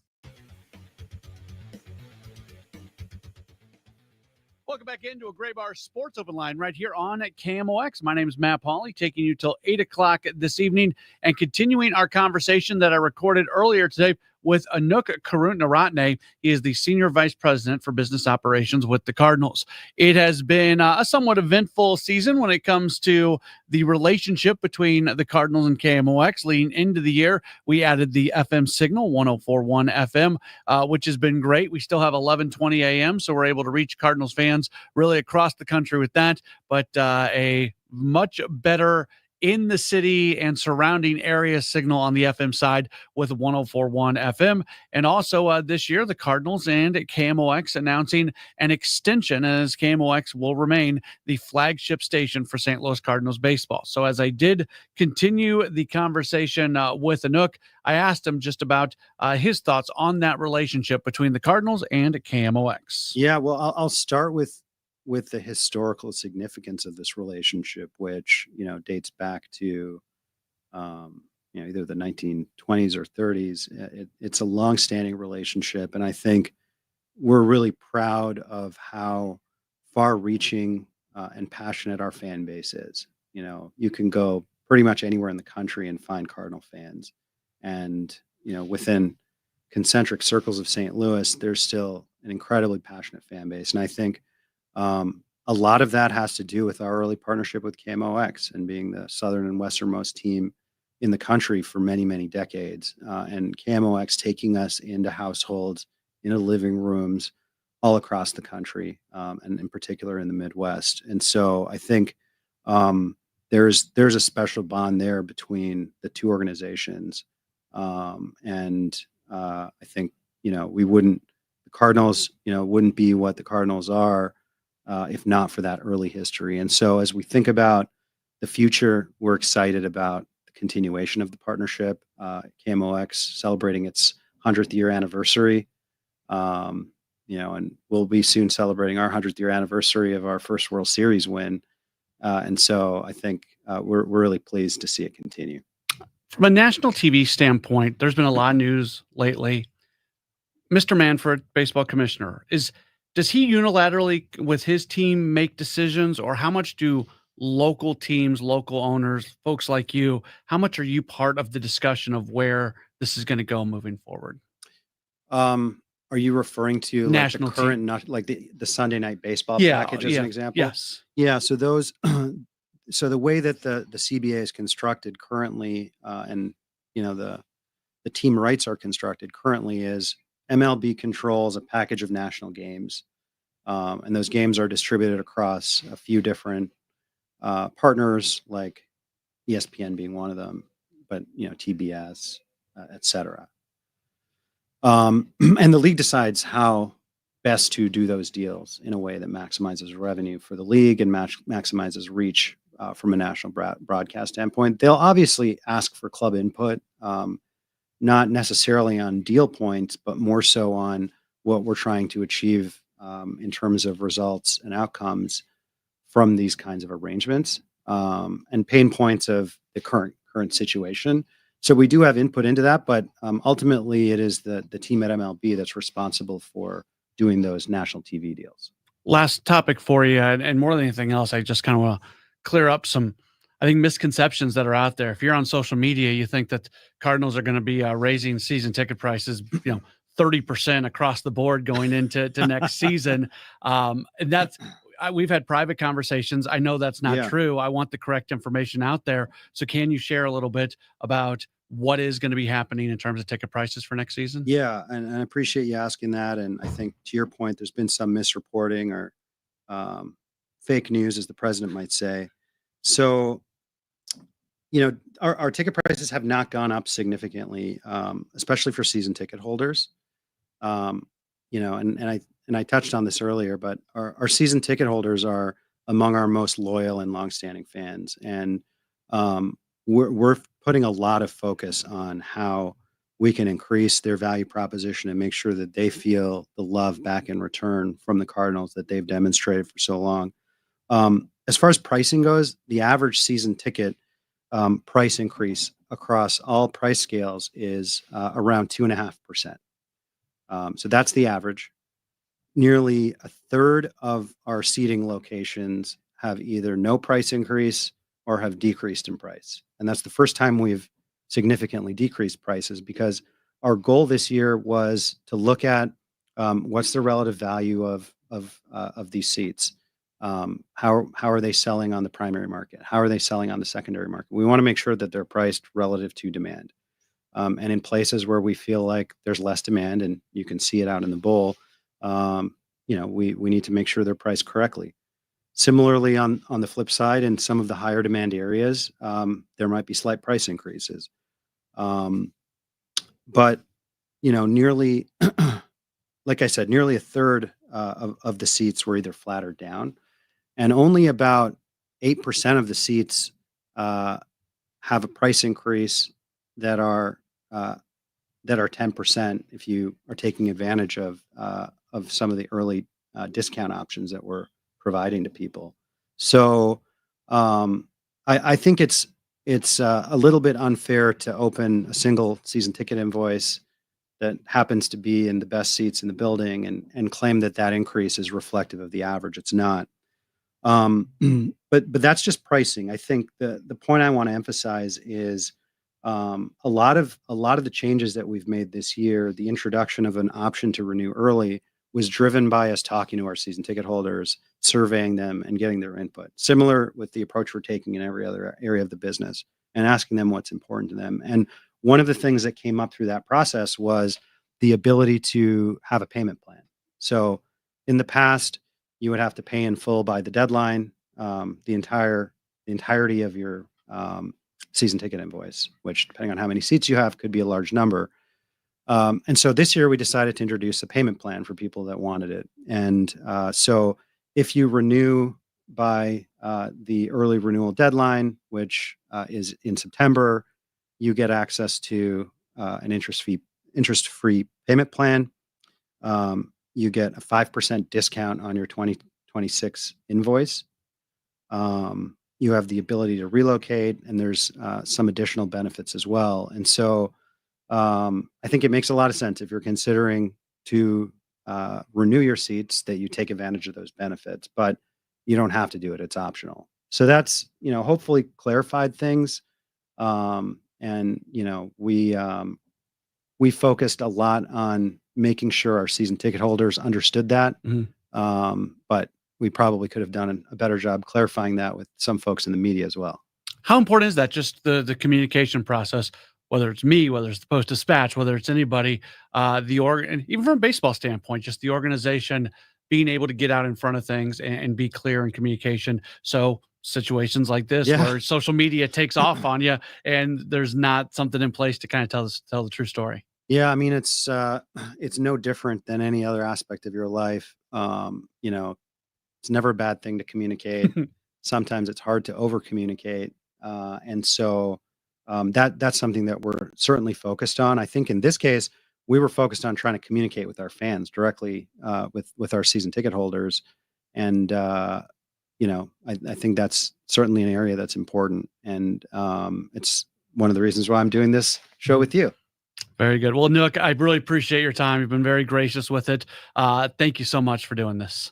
Thanks, Matt. Appreciate it. And happy to do it anytime. That was my conversation with Anouk Karuntaratne. Really busy guy. Really appreciate the fact that he would spend 30 plus minutes with us earlier today to talk through a lot of things. Hopefully that answer. Yeah, I get questions about business related stuff when it comes to the Cardinals, whether it's what's going on with attendance, what's going on with promotions, what's going on with ticket prices, all of that. And we tried to answer a bunch of those questions. And we'll talk to him every once in a while just to kind of get an update on where things are from a business standpoint, because going to the games and enjoying it or watching the games on TV, it's all part of the experience of Cardinals baseball. One more break. We'll come back and we'll wrap up this edition of the program. This is the Gray Bar Sports Open Line on KMOX.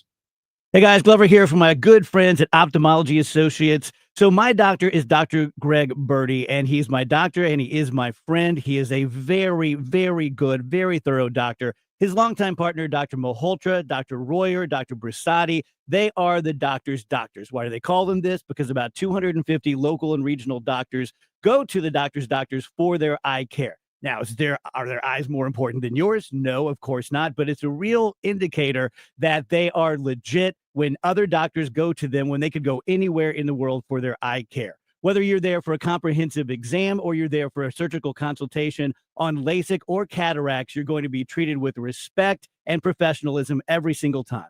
Call 314-966-5000 or log on to youridoc.com. That's 314-966-5000 or youridoc.com for the fine doctors at Ophthalmology Associates and the Cornea and Laser Vision Institute. 314-966-5000 or youridoc.com. It doesn't take a lot to make a big difference. That's why we've teamed up with Jerry Kelly Heating and Cooling to bring you 100 acts of kindness. For the next 6 months, the Chris and Amy Show is challenging you to spread kindness in simple, meaningful ways. No big budget needed. Write a thank you note, help a neighbor, surprise someone with a smile. It all counts. Let's prove that kindness is contagious. Share your acts with us by using hashtag 100KindActs. Because a little kindness goes a long way. Now through September 1st, the Labor Day sale is going on at Zero Res, 3 rooms for $119, plus a free hallway and $75 off your air ducts. Call 314-474-2020 or book online at ZeroResSTL.com. You are a successful electrical contractor, but you plus a dedicated team supporting your project from day one? That's taking your productivity to the next level. And Graybar can help you get there.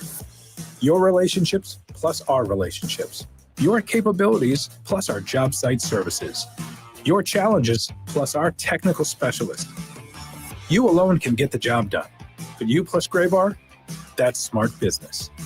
Yep, Graybar does that. Hey guys, Glover here for my friends at my favorite sports fantasy app, Underdog. So baseball's still going on. Football is back, and Underdog is the best place to select entries and win money all season long. You can play right now in Missouri. Playing on Underdog is super easy. Just choose whether your favorite player will go higher or lower on stats like touchdowns, receiving yards, interceptions, and more.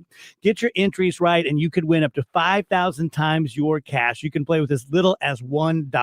Download the Underdog app today and sign up with promo code Glover to score $50 in bonus funds when you play your first $5. That's promo code Glover.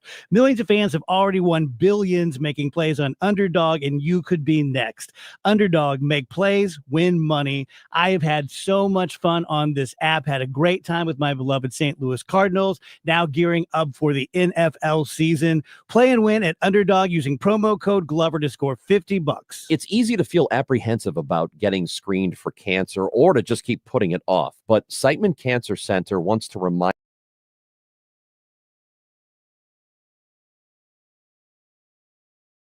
GetScreenedNow.com has all the information you need on cancers like prostate, breast, colon, lung cancer. You can also find out your risk of disease by answering just a few simple questions.